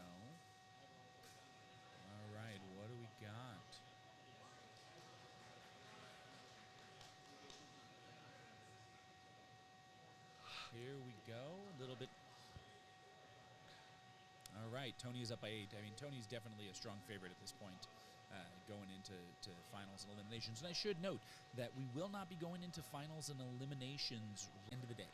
So we're going to see the end of the pools for Rapier. We'll take a break, and then we'll be back with Broadsword, which will be the next weapon up, where hopefully I'm going to work out some of our technical issues in between. Again, I do appreciate it, guys. This is only our second live stream that we've done, and so we're trying our best. There are always technical hurdles to work out as we work through all of this. But let's see how this is going to finish out. Seconds remaining. Oh. There we go. Did they see the strike land? Oh, yeah. And so Tony was asking if he felt that the strike had landed, but Joel called hold without. Oh. Yeah, and so they watched the exchange, but it was kind of an inappropriate hold. That happens. You know, we try our best not to do it, but it absolutely happens. There we go. Nice, clean thrust to torso. Wrapping out the match, yeah? And that should be match for Tony at this point. Yeah, and that'll be the end of the pool. And I do believe that also is going to take us to the end of our stream of the Rapier pools. We are going to take a little bit of a break here as we switch over to the next one. I'm going to grab the link somewhere and try and throw it in chat. But otherwise, if you just, have liked and subscribed to our channel, just check it out, and we'll be coming back live in minutes. We just need a quick break also for those of us sitting here keeping you entertained. Nope. Rapier pool's finished. We will enter Rapier eliminations in just 1 second, but if I could please have 2 of my judges back to ring 2, because one of the fun things here about Battleborn is if there is a tie in pool standings, that tie is resolved with a single sudden death match between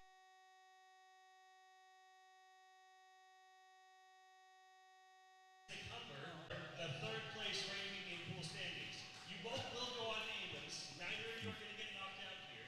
This is just who gets that coveted 3rd place spot in the elims rankings. All right, so we're going to have a kind of a tiebreaker match for the 3rd place spot going into the elim. So we got a quick matchup between Humber of the Diamond Rose Academy d'Armes and Tony Huang of the Black Tigers. This should be a really interesting, one of the most, how to put it, technical fencers that you'll really see. He's an instructor that fences the same way that he teaches his students, and he's the rare example of someone that actually looks like the art in practice, which is always great to see. We'll see him coming into frame here in just a second. There we go. And then we just need to figure out which table they are using. It should be 2, I imagine, but if there were the details for this match, I mean, I imagine it's on table 2. I hope it's on table 2.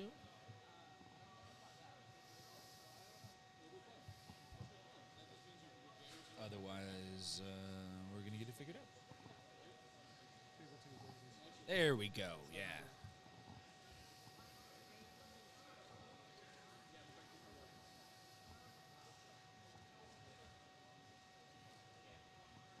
Scoreboard, there we go. Isaac Humber versus Tony Huang in a... We're doing a minute 30? We'll see. See if that stays the same for this matchup. Here we go. Now, these are 2 excellent fencers. Absolutely. Isaac, also a talented sword maker, makes a lot of small swords that are really, honestly, probably some of the best to be had. Certainly on the West Coast. Small Sword Pete expressing his fondness for them besides me here.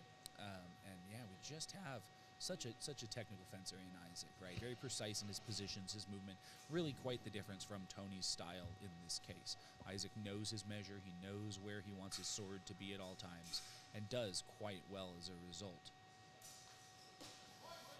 I believe top 15 in the world for Rapier and Dagger. Oh, am I still too quiet? All right, sorry. All right.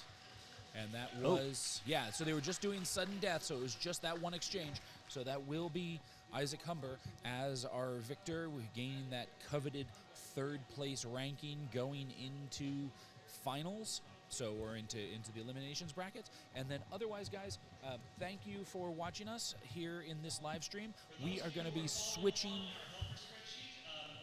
standings are now final and are up. We will be starting eliminations immediately. So if I can have my regular elimination judges Oh. do their ring and Okay. Never mind. Well, never mind, because they keep changing things up on me. We're going to keep going. The esoteric text has shifted. Guess they decided they could finish that up and speed things up this afternoon. I'm not going to complain. I Now- just wish I had realized. Speaking of HEMA time, it is incredibly unusual that we see an event ahead of schedule.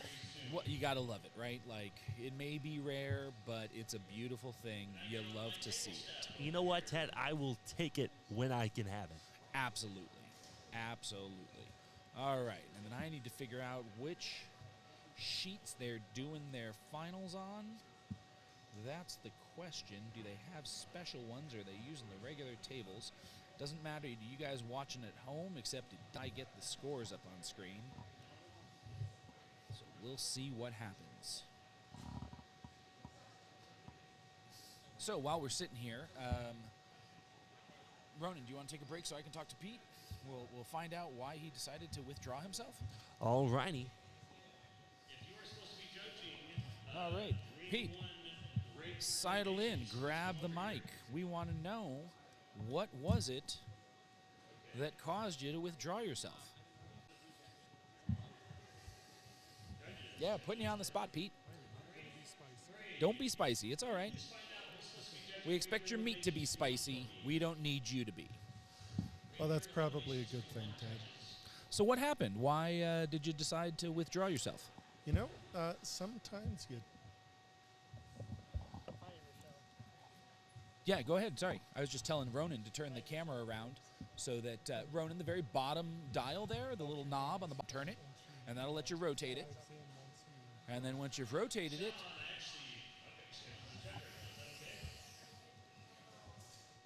there we go. We can see ourselves. Beautiful. So, yeah, so Pete, what happened? So the first match, you know, it was a lot of fun. I really enjoyed my match. Got hit in the thumb pretty hard. Yeah, saw that. Then, you know, fought Rochelle, and no, she is not, admittedly not. Yep. But you know, she has a good cut Yeah, absolutely. from her broadsword, Yep. and that took out my pinky. Ah, so And, yeah, two strikes to the same hand start to get a little Two sore. different hands. Two different hands. So I figured, you know, let's cut my losses. I'm Okay. gonna cool off. And All right, so we had gotten some misinformation of what it was that had decided to see you withdraw from the competition, but we're glad to hear that you're okay. That it was a concern that you know, make the fine quality meats that everyone so enjoys. So we want to make sure that they stay okay. We certainly don't want anybody missing out on your meat. well, naturally, luckily, you know, I sliced everything last night. So Oh, good. All right. So you're already done with your meat's preparation. It's ready to go, Yep. and people will be able to enjoy it. Well, excellent. Otherwise, you know, we've been having a good tournament here so far. Things are running nice and smoothly. Looks like we're starting to see the table to ring 2 most likely here in just a second. yeah, I'm looking at the. Oop, Oh, it looks like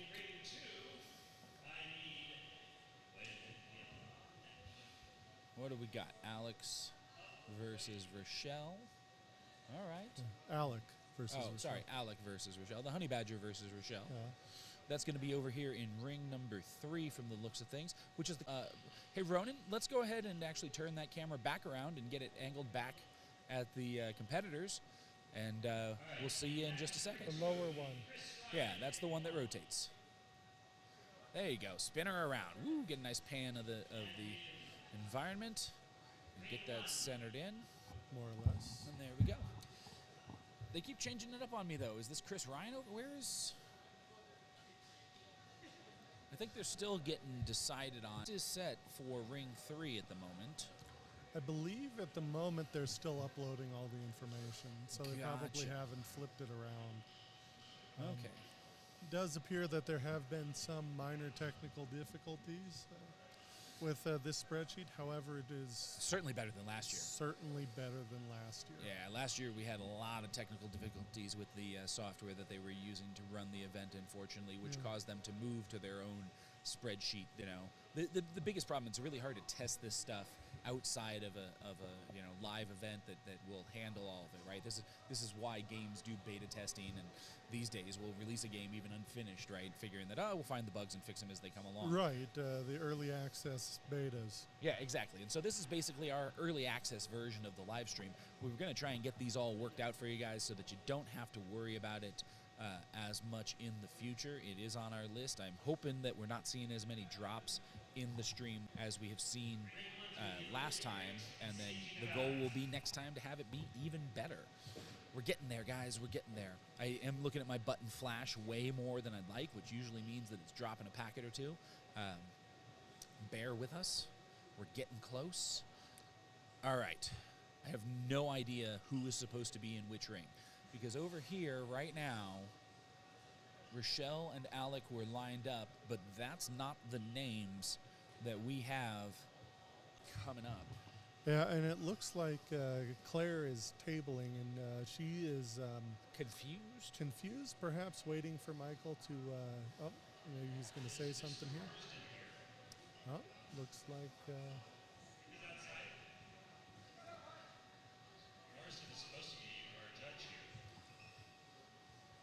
Looks like we're having some difficulty with acquiring judges. I mean, that certainly happens, unfortunately. Regine is always a challenge. Yeah, and you know, as someone who's aided in several events, fencing events, judging is probably the most difficult of jobs at the event. Oh, absolutely, right? It doesn't seem like it would be more difficult than actually fencing, but the mental toll that it takes is absolutely incredible. All right, and sometimes it's hard because the best judges of that weapon are usually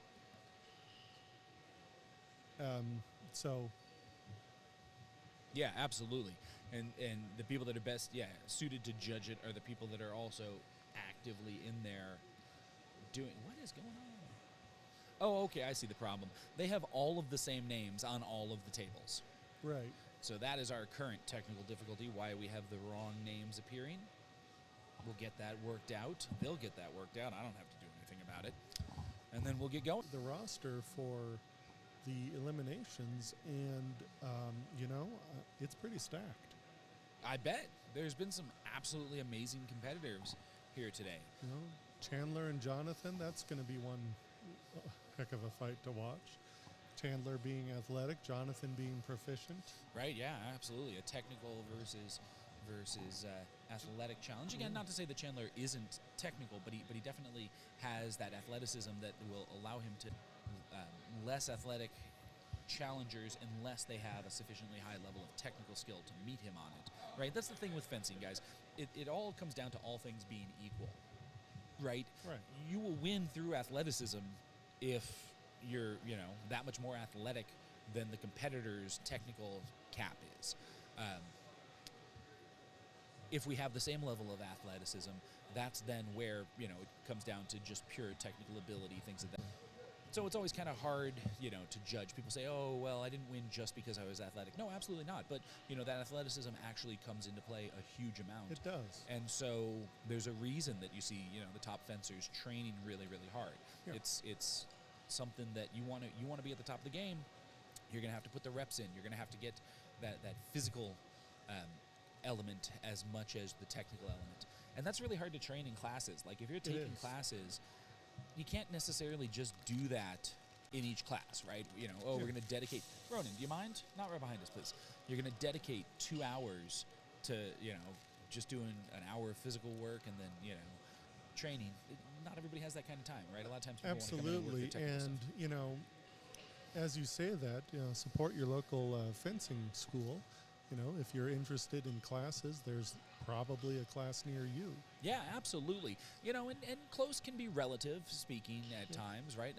I live actually about 40 minutes run, so, you know, to put it in perspective, how far I'm willing to travel to you know, run classes for other people. And then there's elements of, you know, go out and give it a try. If you're not sure if you have a club nearby, jump online, find the Hemo Alliance Club Finder, put in your address, and see if anybody's close by. If nobody's close by, well, do you have a class within 45 minutes, an hour, 2 hours? You want to get started? Go for a visit. Take a class with, you know, your nearest club. Get a feel for what they're doing, and then start your own group back where you live. All it takes is you and one other person to get a club started, and then from there, you can just kind of grow over time. You'll go through a progression that every school does and every club does to get to the point where they're a school.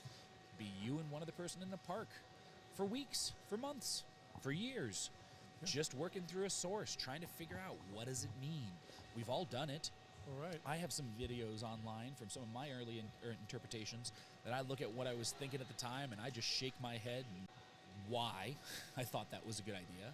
But Well, everybody right. does it. And, you know, that's the great thing about, you know, being a lifelong student. Yep.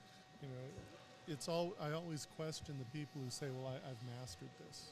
Yeah, I mean, mastery is a... Oh, I should be watching over here on Ring 2. There's some much more camera interesting... 2 Oh, needs camera to 2 wake is up. asleep. We'll get that fixed in a second and get camera 2 back awake for you guys. Missing out on some of the shenanigans there. But actually, if we can get camera 2 woken up, they actually seem to have at least worked out for camera 2 the right... Yeah. Yeah, I will go ahead and do that and turn things over to the Rat King.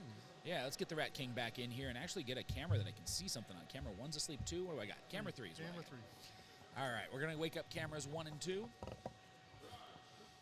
Get the Rat King in. Oh, and here we go. We've started. Sorry, can't see anything. And as soon as it's up, we'll cut you over to it. I faded to black. I didn't mean to do that. Here we go. Camera 2. We've got Chris Ryan versus Andy Huang. Andy, of course, from the Black Tigers. Chris, coming out of the SCA, has fenced a number of Black Tigers. Beautiful disengagement around the blade, resulting in a thrust to Andy's face. What just happened to my scores, though? We had the right people on the right rings, and suddenly we don't. Speaking of the right people, I am back. Hey, welcome back, Rat King. We missed you. Did you, though? I mean, let's go with yes. Okay. Okay. We'll go with yes. All right, so I have no idea what the score is supposed to be at the moment. I am assuming that the scores are right, even though the names are wrong. But we got Galachad in the white mask versus Mongoose is Chris Ryan's nickname in the SCA. And Chris is a good fencer, managed to get a nice thrust to torso there that Andy is acknowledging. Maybe we'll see some names updated. Maybe we won't. Who knows? Potentially. You never know with this table. Yeah. We'll see what we see. Assuming the time is right, we have about 12 seconds left. They have, of course, stopped the time because there's a bunch of confusion about who actually is supposed to be fighting right now. They keep getting the thing, it looks like, looking at some of the other polls, where the names just keep resetting to the same people. And I'm sure right now Michael is wishing that this stuff would all just work so we could move forward with it. But it is the nature of the beast to sometimes have things just stop working. Let's give a shout out to one of our sponsors for this event, Tyrant Industries, publishers of such fine works as The Definitive Source on the Polish Saber, run by Richard Marsden, a prolific author who has produced works for the HEMA community. They are sponsoring the tournament today, so thank you to them. While we wait, oh, we've got right names. We've got Chris, we've got Andy. We presumably have an appropriate score of 4-0. Well, except I see the table has gone to 5. There we go. We got Andy 5, and I think they're just not acknowledging whatever Chris's score, if any, was. It's one of those ones where you kind of forget about it due to technical details, which, Oh, straight nice down the hold up. The question is, are they going to call time? Time ran out after the double. I definitely want a clarification on these time rules if they're supposed to run out from... Okay, yeah, so they're going. So, okay, they called that as a deeper target for Chris, which means Chris has a chance. And I'm pretty sure if I look at the CFI rankings for this right now, yeah, I got nothing. They changed the data of where the numbers are being pulled from. So, good time. I have no idea. It's great when you build all this stuff weeks in advance, and then things get changed up on you at the, at the moment it goes live. Chris doing a classic bit of equipment repair, bending his sword back out after a nice solid thrust, taking a little bit of a set. These things absolutely happen. 20 seconds left on the clock as Chris comes in. Can he tie it up? Can he gain a victory in this exchange? That's the question. Definitely Andy is going to give him a run for his money as he controls the pace of the match. No reason for him to rush it since he has the lead. He might as well allow the time to run down a little bit. Ooh. No hold called until the end there. Did see some hits land. They could have been flat. They could have lacked quality. We'll see what the judges have to say. It looks like that is going to be the final exchange unless it ties up, which is unlikely in this scenario. Let's see it. Yep, they are Andy's cut around to back of head. Yeah, so that'll do it for Andy. That's going to be 9-1 Andy, which means Galachad takes the match and is the victor. So good job to him. It looks like we're going to have up here somewhere Alec versus Rochelle. I don't know if that's going to be over here on ring 2. Over on ring 3. It does look like that is going to be a free event, though they have been talking about this fight for about 20 minutes. Yeah, so. Well, and the problem is, I switch over to ring 3, except that the names are set up on ring 2 at the moment. So I don't know. We'll sit over here and watch Andy or Alec and Rochelle have a little chit-chat before their match while we wait for the technical details to be ironed out. But I don't know where it's going to happen. We will find one of these matches for you guys somewhere. Everybody's wandering around, looking confused, a little bit dazed. I'm sitting here trying not to freeze to death. I don't know about you, but are you cold, Ronan? I am completely snuggled up in this shirt. Yeah. I am honestly at a very comfortable temperature. I need to layer. They have this on for people wearing fencing jackets, and right now I feel like I'm sitting right under a vent. We are sitting right under a vent. That is true. I do have some pretty warm, comfy clothes on, so I gotta say, cope about it. All right, well, I'm gonna cope harder, okay? Looks like we might have some action over on ring 2 getting ready to go, so let's pop back over here. Maybe we have the proper names. That could be an Amelia crate over on the red side of the ring right now. And that could be a Sage. Actually, I can't see who's over on the blue. Is that Sage over there right now? Is that Sage in the purple sat? Oh yeah, that's right. I remember last that was at Sword Crush. No. SoCal. That was too long ago for me to remember. All Again. right. Yeah, there you go. If we can ask that corner coach to maybe stand on the other side would be lovely so that we're not right in front of the camera. We may have to go to standard procedure, start throwing rocks. Yeah, he heard us. All right. Yeah. Excellent. Just on this side. Look, we got a chair for you and everything. Oh, interesting. Oh, a nice cut to head. All right, so I think they might have called the point on the initial thrust, but the question is, did that afterblow land in time, or are they calling the thrust as no quality with the afterblow? I think we might be seeing just the head cut.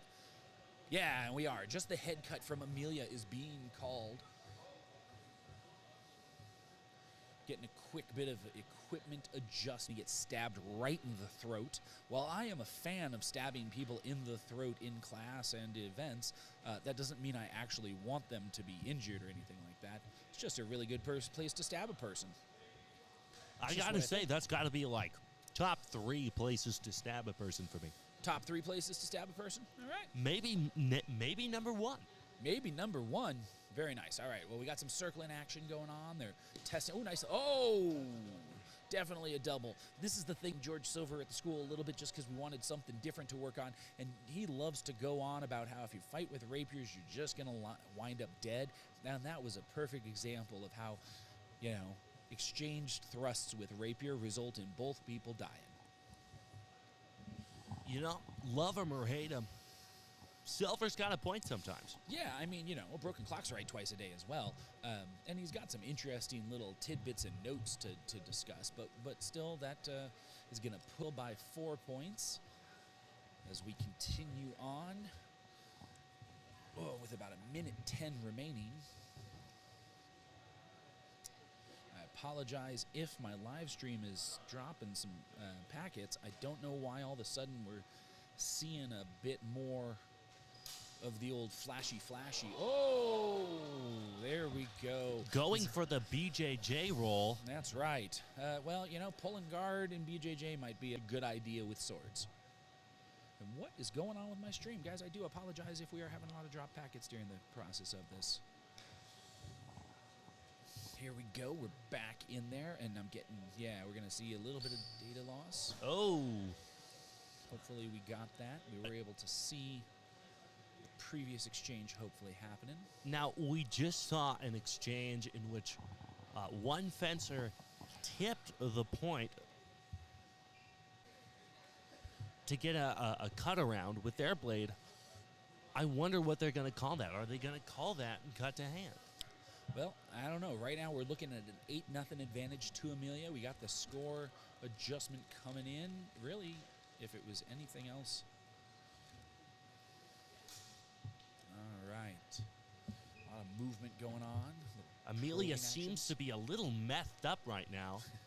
Definitely got some twitchy energy there, but that just might be her style.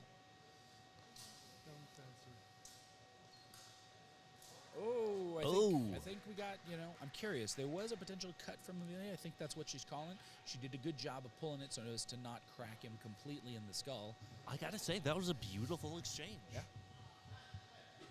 And that'll be match red.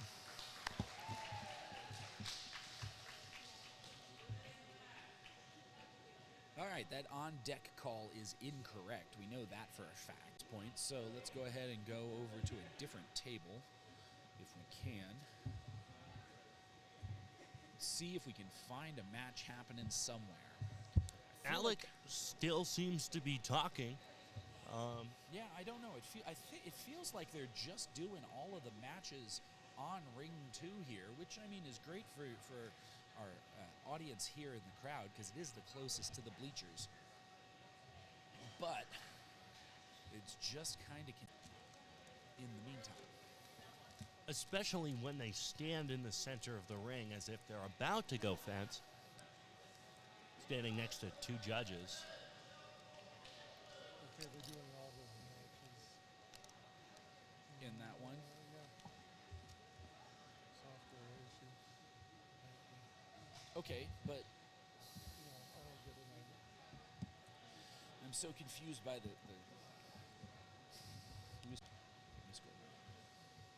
clear my screen. Next up, we've got Alec versus Rochelle. Yeah, that's going on right now. I'm trying to get my screen to pop up here properly. And update, I do not know what's going on, why things have decided not to play nice. We'll get that fixed,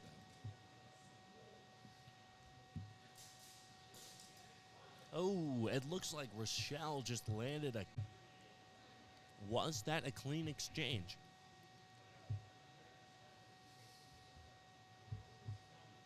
Oh, there we go.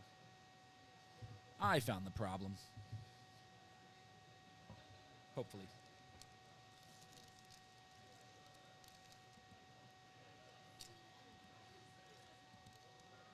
What is going on here?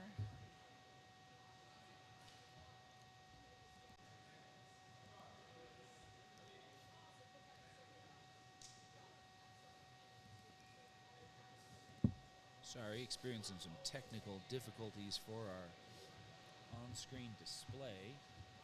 Now, it did look like Alec landed a point there, but it seemed to have slipped off. I believe they just called that no exchange.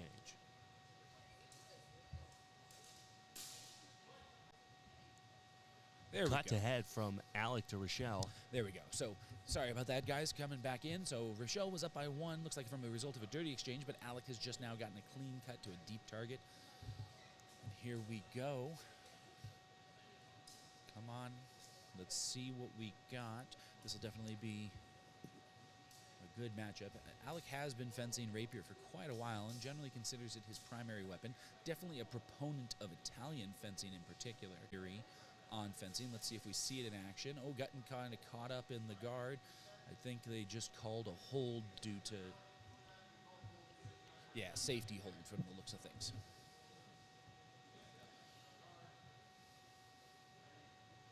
Here we go. Here we go. What do we have happening now? We're seeing a lot of probing between these two opponents, just feeling each other out. Going for the cut, Rochelle, followed by Panic nice. to Rochelle's head. Nice strike to the upper opening from Alec. Looks like he did manage to block her strike, had the control on it to then deliver a counter blow. And honestly, at this point, Alec just needs to, kind of control the pace of the match. They really should be stopping the timer for the amount that the judges are going, because it's really, if it's one thing to have it run down, it's another thing to put the time back on it, because then it becomes a judgment call that can be a little unfair. Like, realistically, they should probably reset the timer to 20 seconds. Because they just ran out 20 full seconds. Now, Alec was up quite a bit, but this is one of those situations where I would have been a proponent of not calling time, giving it the 20 seconds, because that all disappeared during the discussion that really didn't need to take place for quite that long. That does seem to be the case, Ted. They did run out a fair bit of that clock. Yeah, there was quite a bit.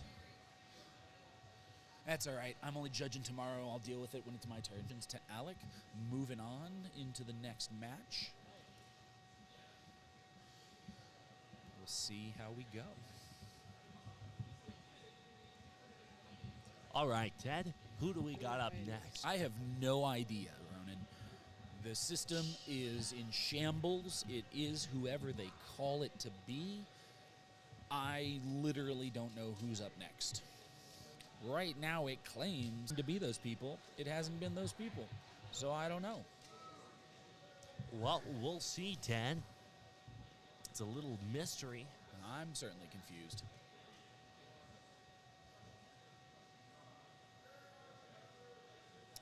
Yeah, we're not using that camera right now, Pete. That's right. Just seeing Pete hold one eye in the out on it. Y'all didn't have to see that. We didn't cut to it, but it was winking at me. Where are we going? Where are we going? This is the question. Who's up next? Again, I will say, for all of the system being in shambles that we're currently experiencing, still better than last year. Still better than last year. Last year, the system they were using required making phone calls to Ohio anytime something didn't work right. I want to call Ohio at the best of times, and certainly not at the worst of times. Excuse me, phone calls to Ohio. Yes. Elaborate. The system they were using last year was made by some guys in Ohio. It was a fully online system that was trying to compete with HEMA Scorecard. I don't believe they're around anymore. Oh, here we go. I think, we're just going. The names that were up are correct. We are continuing on. Oh, judge running over because we got the blue ribbon fun off. And, can't have somebody compete if they don't got a ribbon. Here we go. Here we go. All right. Got Tony out there again with his probing actions, trying to get that strike to the hand because there's not a lot of complex. Ooh. Yeah. Quick and snappy. Yeah, nice little strike to head there, I think, is what we're seeing. Right with the tip, but I think they called it good enough. Yep. So we got 4 points coming in. Oh, and answered with a quick 4. Oh, they're calling him. Okay, calling that as a double. Looked like the thrust was. Oh, wait. What are we trying to figure out what the judges are doing right now at the table? There we go. Yeah, they called that as a double. Here we go. Just looking for his opportunity. Might have gotten a strike on the arm. He's waving it away. Says, "No, it wasn't any good. Don't give me that garbage. I only want to win with the good hits." Fair. There we go. He's going straight for it. See, and that's the kind of good hit you like to see. Oh, but Tony is saying, hey, what's up? And his opponent is acknowledging that there was contact to his head. Let's yap a bit. Okay, oh, we're going for a retake. Maybe pause that timer, maybe turn to the table and say, hey, let's pause, guys. Instead of running it down. Nah, Ted, we got time. For the record, it was... It only took him 10 seconds to figure it out. That's fine. Maybe. No, 15. No, still left it as points. Okay. Yeah.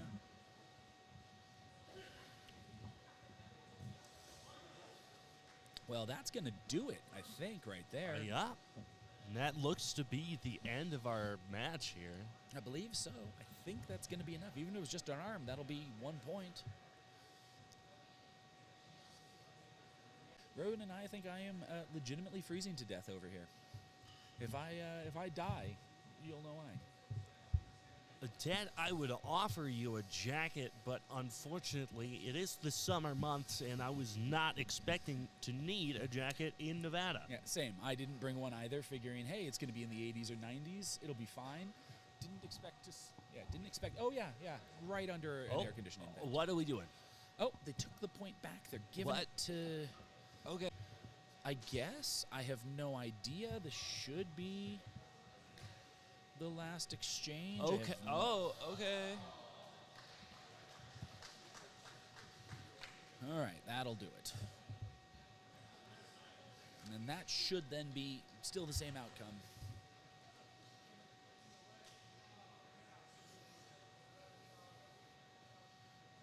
And having a little discussion in the middle of the ring. Figuring out what's happening.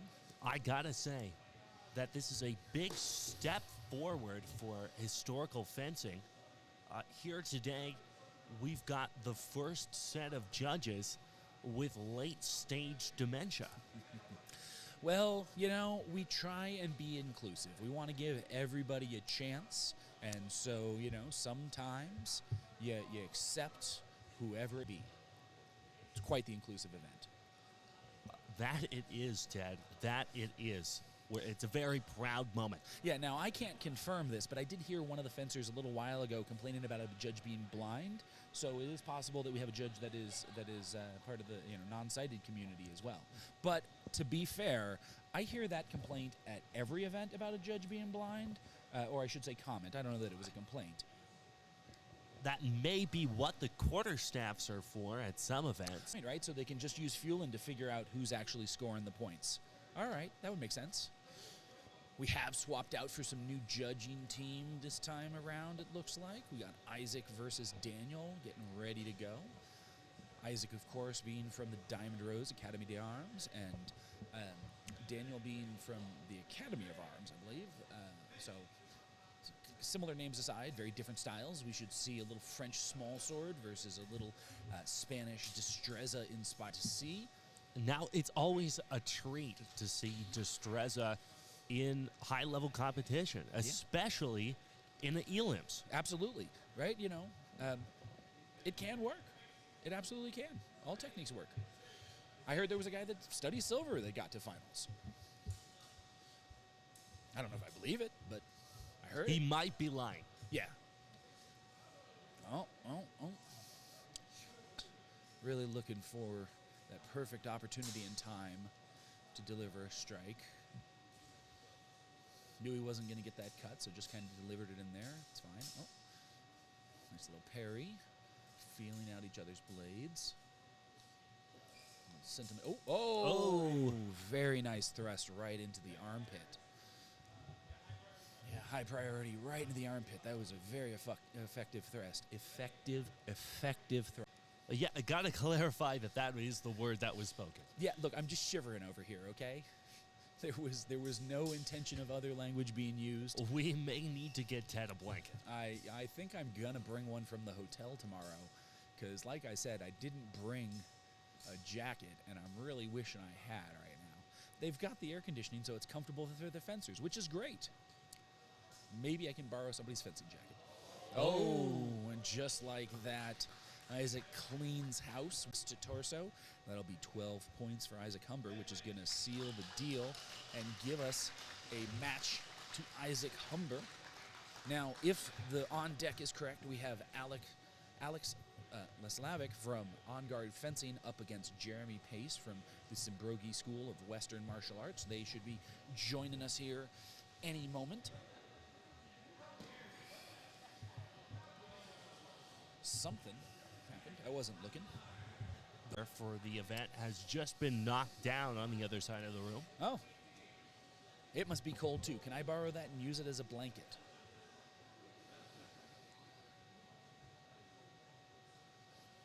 Oh, okay, so just reading through chat while we're waiting here. Dork at Arms, etc. says, would be funnier if someone I got was just gold reading and that. studied only sweating them. That Read the next comment. is hilarious. And then, yes, and then for I'm not going to pronounce that name. Only if the tournament was fought on a boat. That would be kind of fun to do a tournament on a boat in some high seas. Definitely could make things very interesting. And if Gotta you be lose, you real. get thrown overboard. Y'all cooked with that comment. Yep.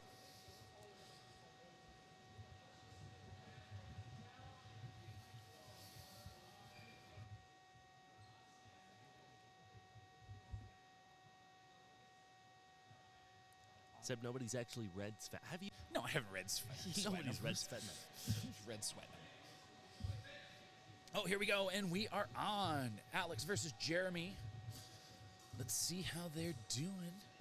Jeremy featuring that gold and black color that's so popular with the Simbrogi crowd.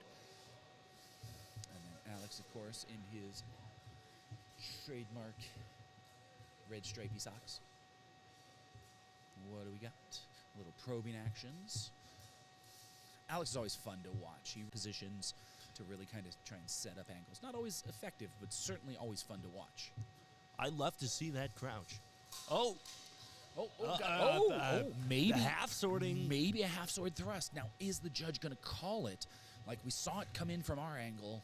Don't know if it picked up on the video. I saw the bend. It was there.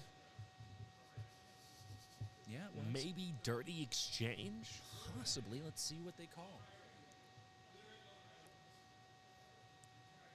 The judge is calling an afterblow, despite afterblows not existing in this Well, tournament. it's because it was a shallow target and a deep target was the outcome, and so it doesn't matter if they're afterblows or doubles or anything.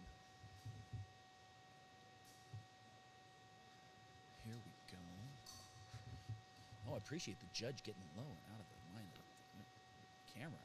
See, that right there is what I like to see in a director. Somebody that realizes that there's a camera right behind his back and he's not going to block our field of view. Whoa! Looks like we got a strike to head. Like I said at the very beginning of this tournament, lots of cuts being thrown today. Well, the rule set does allow for it and doesn't really, make a distinction in terms of points. So cut fencing is just as offensive or effective. Was scored as a dirty exchange, so Alex is up by 2. Time has run out on the clock. So, assuming that Jeremy doesn't close it out right here with a deep target, Alex should win. He just needs to make sure that anything that Jeremy does get is met with an afterblow. Oh, it's calling that as acknowledging a strike to arm, which is a very smart kind of strategy. As long as they're calling it as the yeah, and that'll do. That was a tactically very smart acknowledgement of points because that gives the victory to Alex. The judges missed it, but he made sure.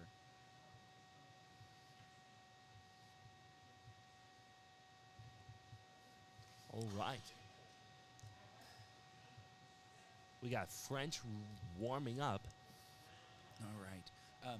I am going to step away for a second, but we have our own small sword Pete here to take over for me. I'll be right back. Dad has stepped away from the microphone due to his condition. He may be developing hypothermia.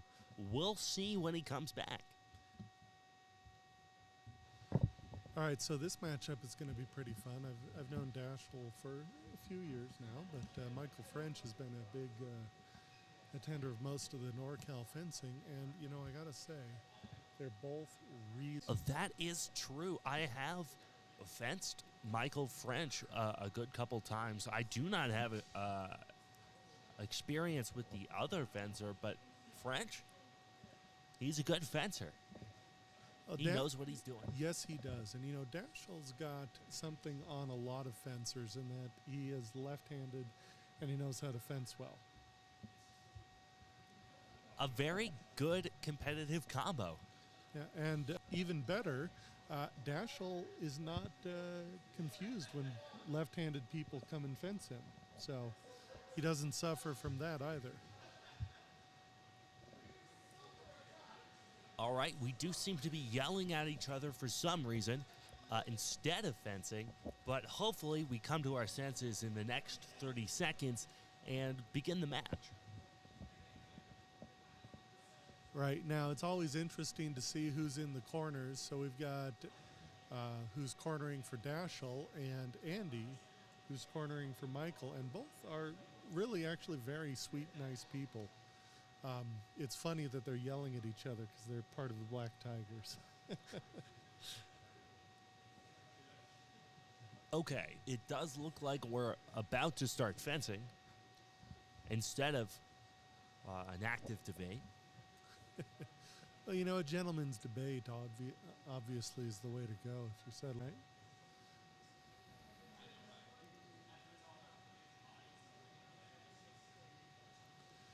All right, so Ronan, what do you think of the color combinations here?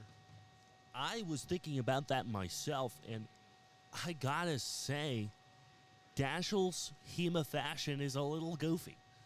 Yeah, you know, he reminds me a little of Landsknecht. A little bit, but I feel like it's a little too one note each color. They're not really mixed together too much.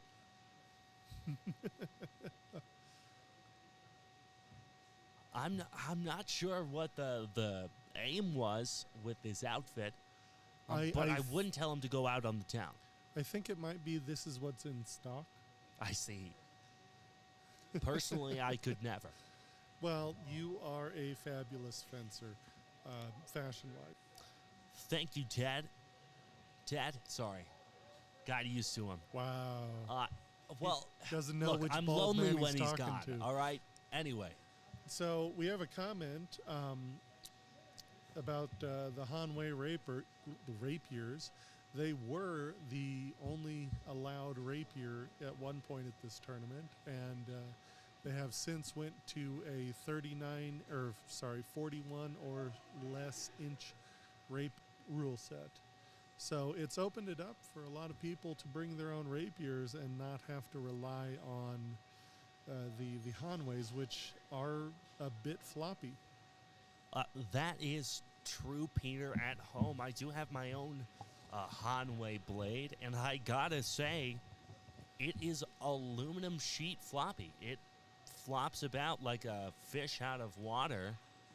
The moment it makes blade contact, the moment it's quite the floppy fish. Yeah, it's really not meant to cut. Okay. Why haven't we started fencing There yet? we go. Looks like we're starting the match. There we go. All right, we've got the salute and fence. All right, Michael's probing. Oh, and it looks like, yep, Dashiell has thrust Michael in the high priority. Looks like face. They really went in there immediately. No, straight into the thrust. Red high priority. All right. We're clapping for some reason, and we're going right right into our next exchange. Now, are they going to call that as a messy exchange for Dashiell? Well, now, it's interesting. The torso cuts are not supposed to count in this rule set for Rapier. I think so. Let me look. I'll pull that up. Oh, that looks like a clean cut to leg from Dashiell. Yep. Very nice. Yeah, so Oh, again. additionally, cuts to the torso will be ignored. Interesting. It does look like Michael French is going to be going home with a limp, catching the second clean cut to the leg.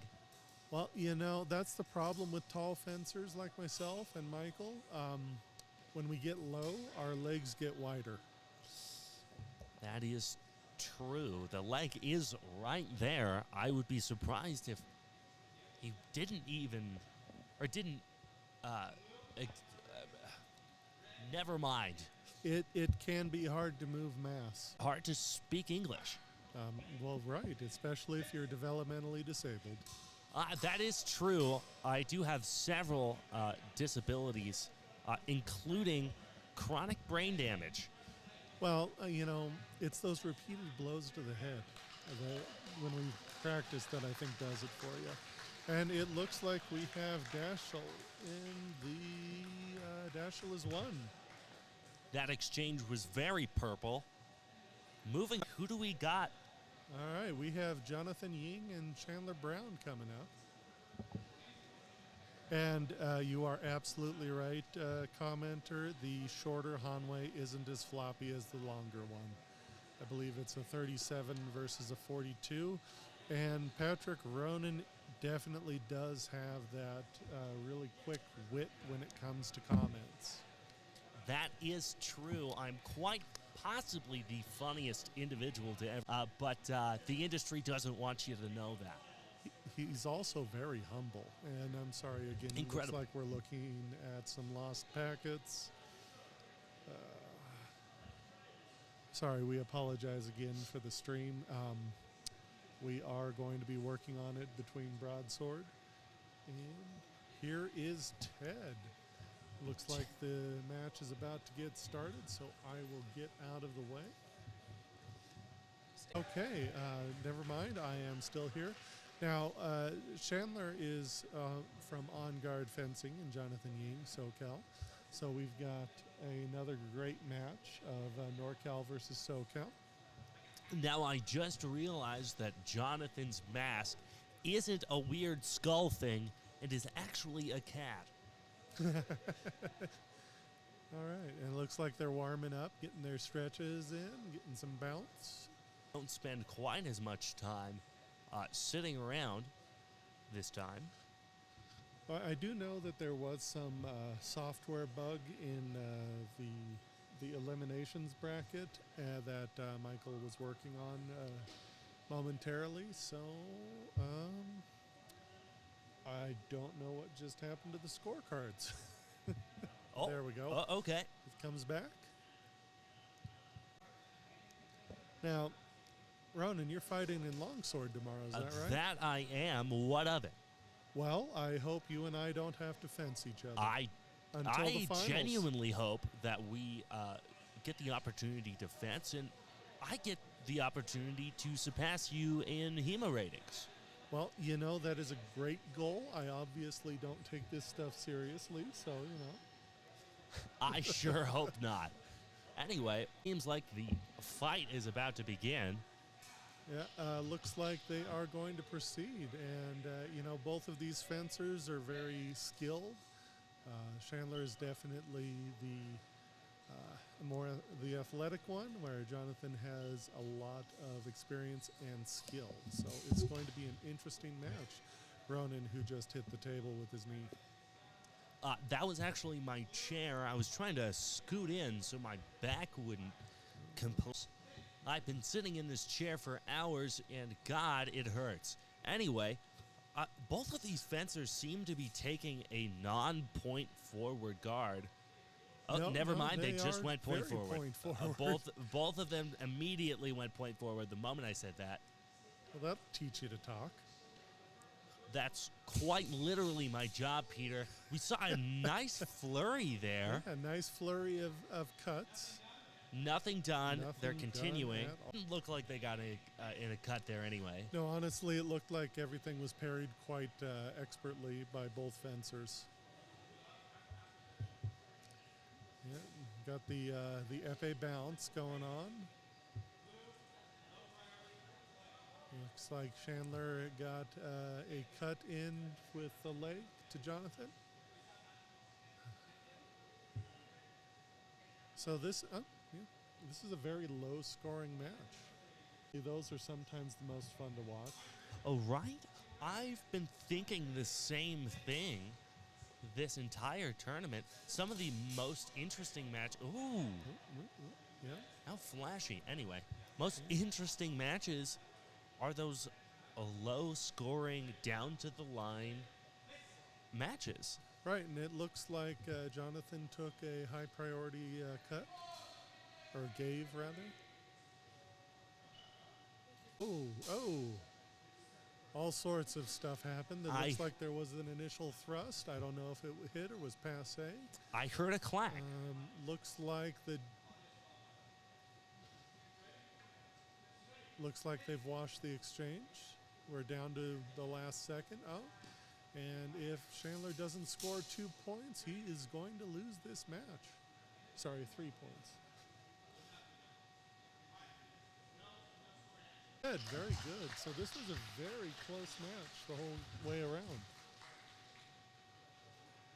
Both fencers fencing quite nicely. That is true. Some of those flurries were very fast, very technical, and very wonderful to watch. This should be a saber match. Both fencers should be disqualified. Okay, what a spicy comment. They were definitely utilizing saber technique there.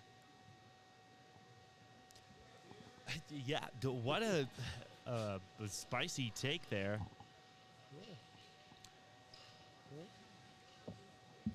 Honestly, looks like I don't think Hypothermia I is back agree. with his.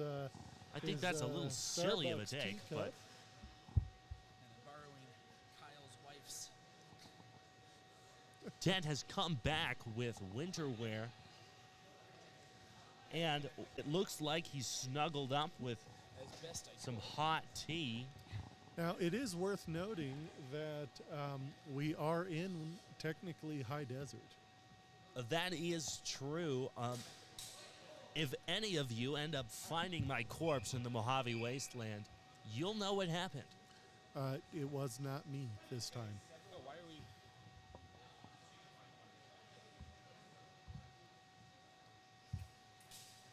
we? In ring 3. All right, Amelia versus Andy.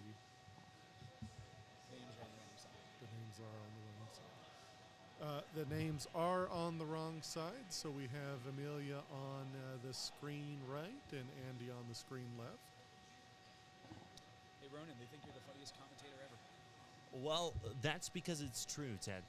He's very modest. I am incredibly modest. He's very humble and kind of, in jealous? In awe of your humbleness. And Andy has scored 5 points. So, looks like we got one more hit thrust from Andy, possibly cut. Judges are deliberating. And a low priority has been awarded to Andy. And Amelia comes in. Is it parried? Andy is acknowledging a thrust to the throat. I gotta say, Andy is probably one of the nicest fencers I've had the opportunity to fence. That is true. He's got a wonderful personality. I've had the pleasure of having a good few conversations with him. Fantastic guy. And this tournament is sponsored by HEMA Bookshelf. Visit HEMA Bookshelf for all of your fencing knowledge needs. Make the reproduction. They also make the reproduction texts, which are really quite fantastic. Oh, and Andy is thrust in, followed by a cut from Amelia. Let's see how it is scored. And nothing's done. Okay. And there we go. It looks like it's match Andy time. Table is in discussion with the judges. Ronan, Gen Zier is on his phone. Well, I was making sure that my cat is being fed, so I think I'm justified in Okay, leveling my cat above this exchange. Okay, looks like they did give it one more match, and I think one judge is saying no quality. The other judge is...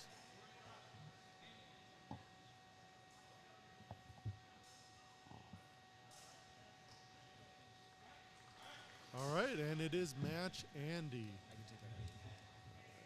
And we're going to go to ring 2 with Alec, and I am going to pass the mic to Ted. Thank you and good night. Bye, Peter.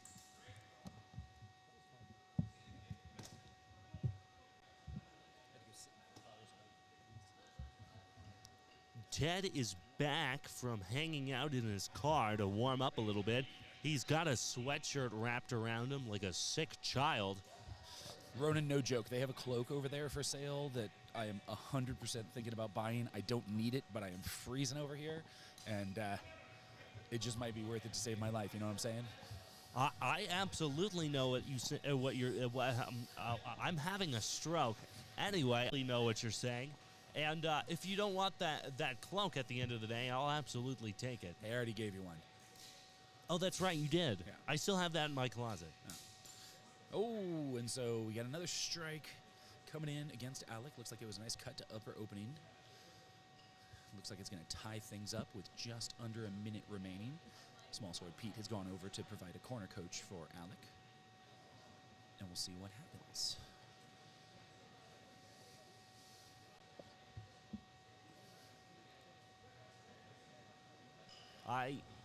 I don't know what the call is.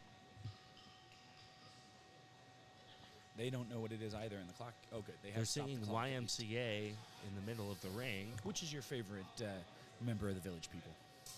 I gotta say. Oh, hold on. Let me refresh my memory, because I only remember like 2 members of the Village People.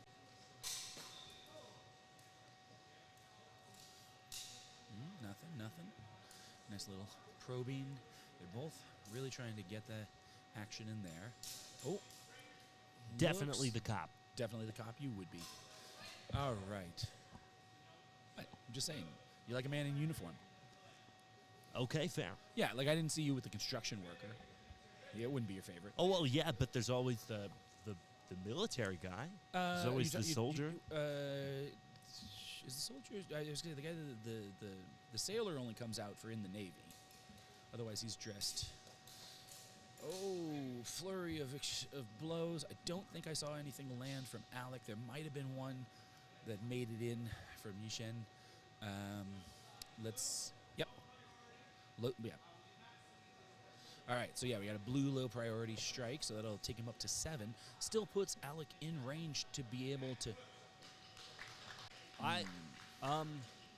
There was still 10 seconds left on the clock as far as I know. Yeah.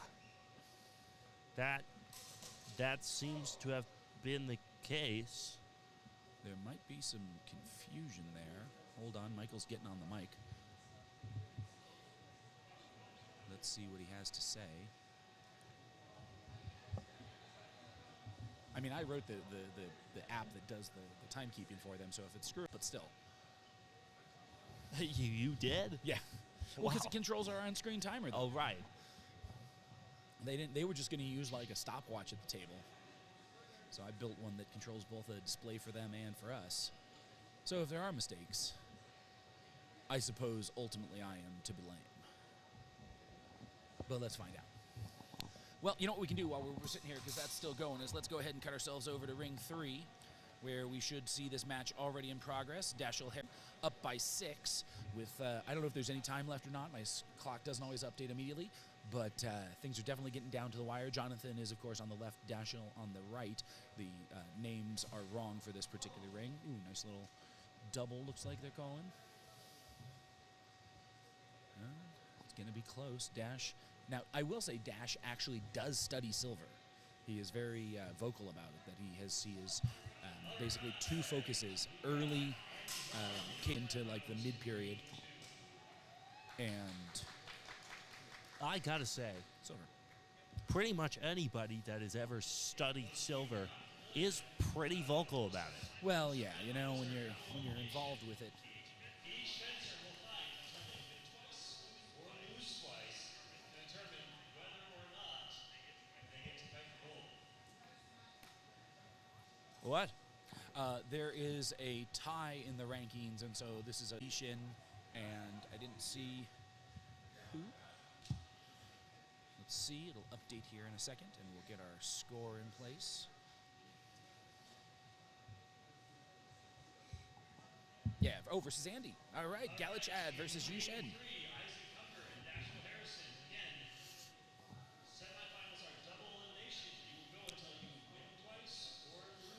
All right, so it seems that we are into the semifinals. This is a double elimination test, 2 out of 3, basically. And let's see how it goes. We will, of course, watch Andy and Yishin because I do know that the chat is full of Galachad supporters. And so we want to make sure to give the people what they want. And what they want is, of course, high-quality meat from Small Sword Pete, the sponsor of today's live stream and tournament. That is true, Ted. It would seem that our entire comment section is in need of meat. Well, if they are, they really should be visiting historicalfencingnetwork.shop and pick up some fine quality merch to show their love of Pete's meat. We got everything that a growing boy needs. One of the most popular items, of course. Here we go. Oh, quick strike to the leg. Gallat has turned it up a notch and has decided to come out swinging. He wants to get off to a quick lead. He's up by 1 with that low priority target. And we got a strike to arm as well. A little nickel and diming, as it were, but that's a nice way to get things started. So that'll be 2-0 here.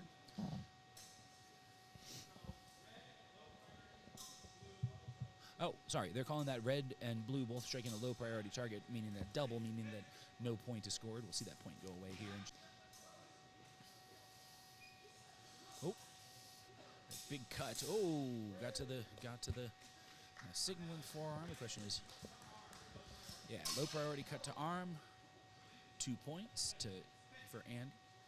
we're definitely seeing some more saberage going on. Yeah. Ooh. Yeah, I think we got a thrust and a cut to head. Looks like they both potentially landed.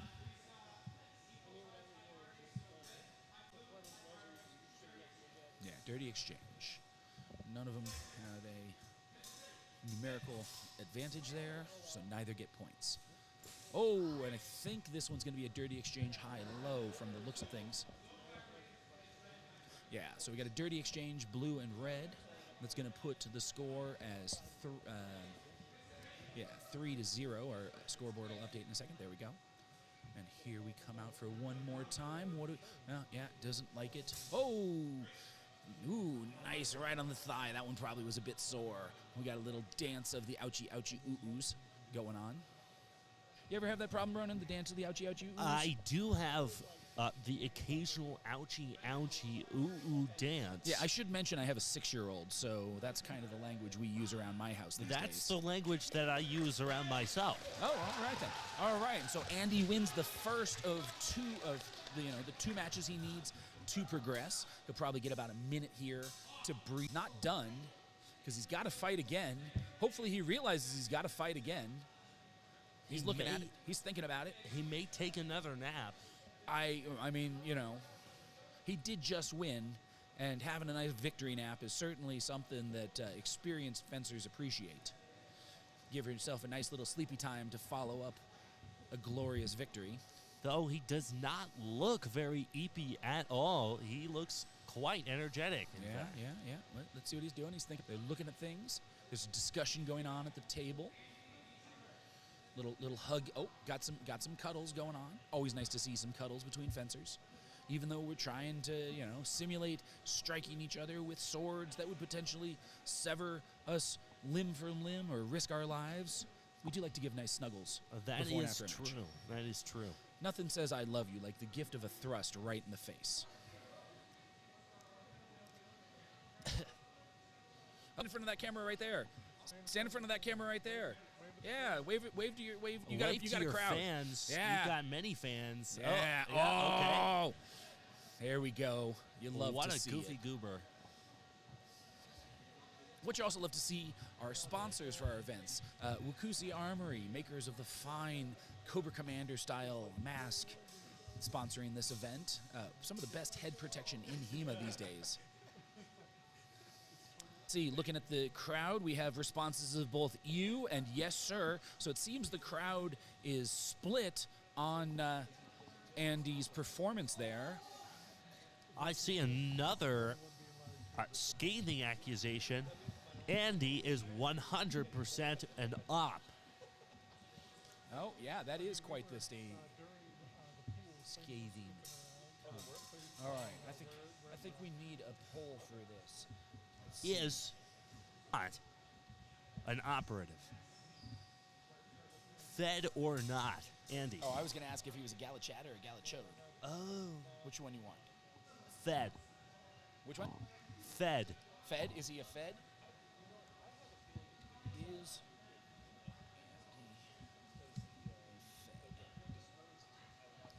Fed? Let's find out what people think. Yes and no. See what you guys think. Is he a Fed? All right. Now, I do have to correct this commenter.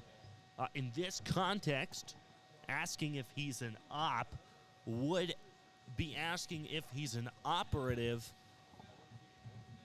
not if he's opposition. That's a good point. Wrong grammar. See, if you were to say he is my op, you would be saying he's my opposition. But in this context, the correct translation is operative. Well, Ronan, that's why people come to streams like this, to get fine insights into the language skills of the modern Zoomer. Now it seems that we've got 6 votes in on is Andy a Fed, all of which saying yes. All right. All right. So in that case, that means he is an operative. Right? Am I understanding? Or no? I was getting confused. Is this some gamer stuff? I don't know, probably. No. Hey, Pete. No, hey, it's Pete. not. Hey, Pete. Hey, Pete. I'm having some sleepy camera time. Can you take care of that for me, bro? There we go. We're getting some sleepy cameras. Let's cut over to Ring 3 while so we don't have sleepy cameras.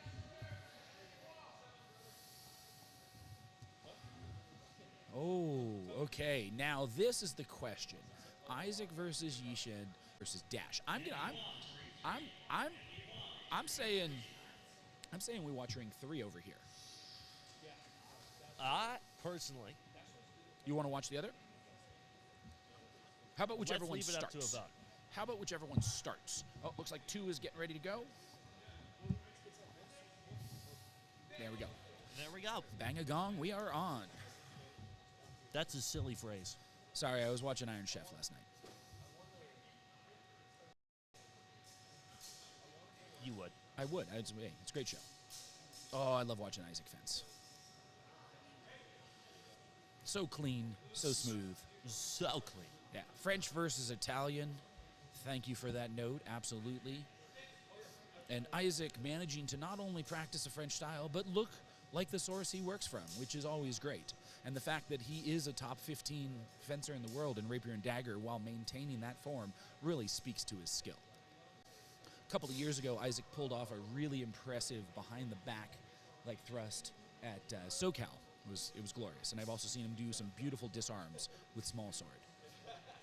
I have heard legends about his disarms and how glorious they are, though I've never had the opportunity to see it in person.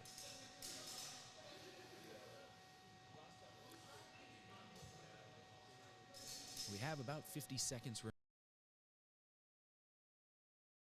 Isaac, of course, up by 4, just having fun, I feel like, at this point. He likes to extend the match to a point where, it's not going to be over too quickly. Play with his food a little bit, if you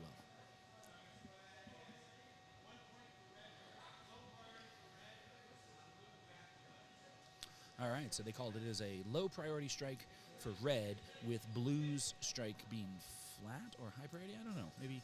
Oh, I guess it was a high priority. Okay, so it did go to Isaac. So he's up by 5.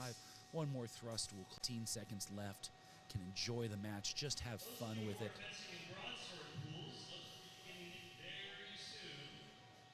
We are going to start broadsword soon. When that happens again, we will be stopping this live stream and jumping over to a fresh one, just so that this doesn't go on too long. It makes it a lot easier for me later when I have to download these to do some editing. So we hope that you will follow us over there. I'll make sure to throw the link to that upcoming live stream here in chat so that you can find it. So we will be going over to this as soon as we switch over to broadsword. We hope you'll follow us over to the broadsword tournament as things continue on. I do feel like we're starting a little late for broadsword. I think I was originally supposed to start at 3, wasn't it? Roden? I think we were originally looking to start at 3 for broadsword, weren't we? Yeah, but once again, it's operating on HEMA time. Yeah, that's true. There's no such thing as an on-time tournament. It is quite the rarity. It's like a unicorn. There we go. Self-call cut to head. That should be... that's time. Match blue. All right, so Isaac will move on, and we will join the match in Ring 3, already in progress. Dash versus Andy going on. Looks like Andy is up in points. Nice passe. Oh! Stabby, stabby, McStab stab. Let's see what we got. Looks like we're seeing a thrust to leg and a cut from above. Let's see how the judges decide to call it. Looks like Andy is saying, I felt the thrust of the leg, but my cut to head was no good. Great honor there. I'm sorry. He's just messing with things. Our Galachad.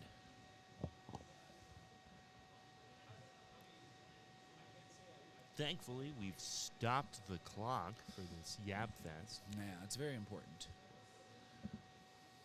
Really kind of needs to be a rule if the judges are talking for more than about 10 seconds. The pause should just be hit.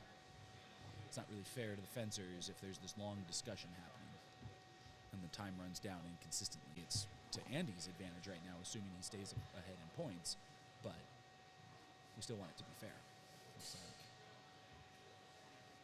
All right, looks like the call has been relayed to the table, and it is put in as a dirty strike from Andy. Even though he felt there wasn't quality on his strike, the judges have decided to overrule him and give him 1 point.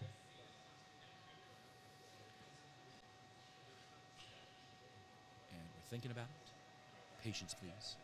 There's silence amongst the fencers. Leaning on that pole. Getting ready to start. And we're on. Coming out probing. There's only 30 seconds left.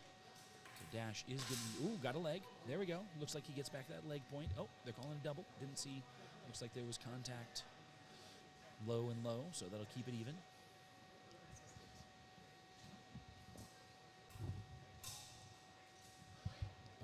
Oh. Now, what did you see on that one, Ted?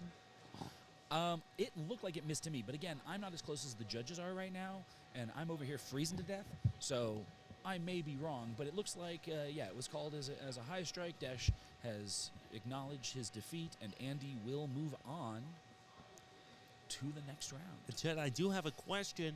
Have you tried actually putting the jacket on? Kyle's wife's jacket, and I am quite a bit larger than she is. So I see. no, I have not. I don't want to reenact the scene of a fat man in a little coat from Tommy Boy? Yes, from Tommy Boy. We have a comment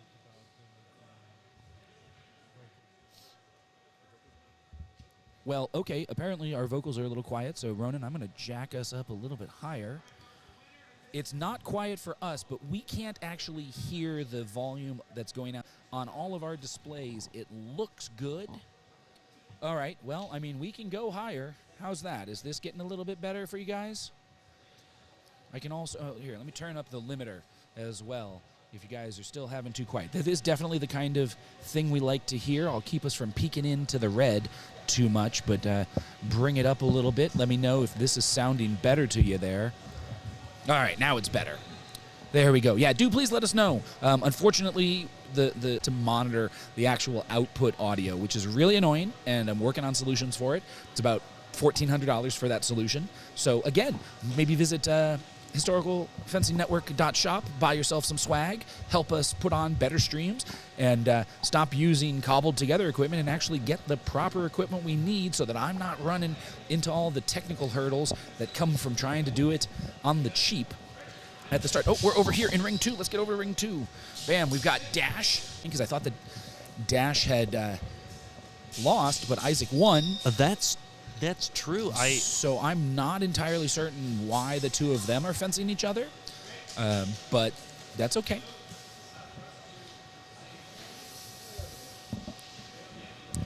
I should be getting the proper names here soon. Maybe. Maybe yes, maybe no. Yeah, I'm not really sure why they're not giving me ring 2's numbers. Oh, I see what's the problem. There we go. There we go. Sorry about that. So Isaac up by 4. Oh. Now, did you see that as a thrust or a cut? I will be honest, Ronan, I looked down right as the action happened, so I will trust your judgment on it. But looking at it, it looks like, regardless of what it was a deep target given to Isaac.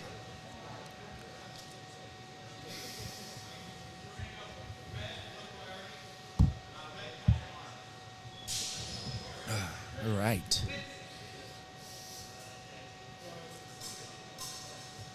Here we go.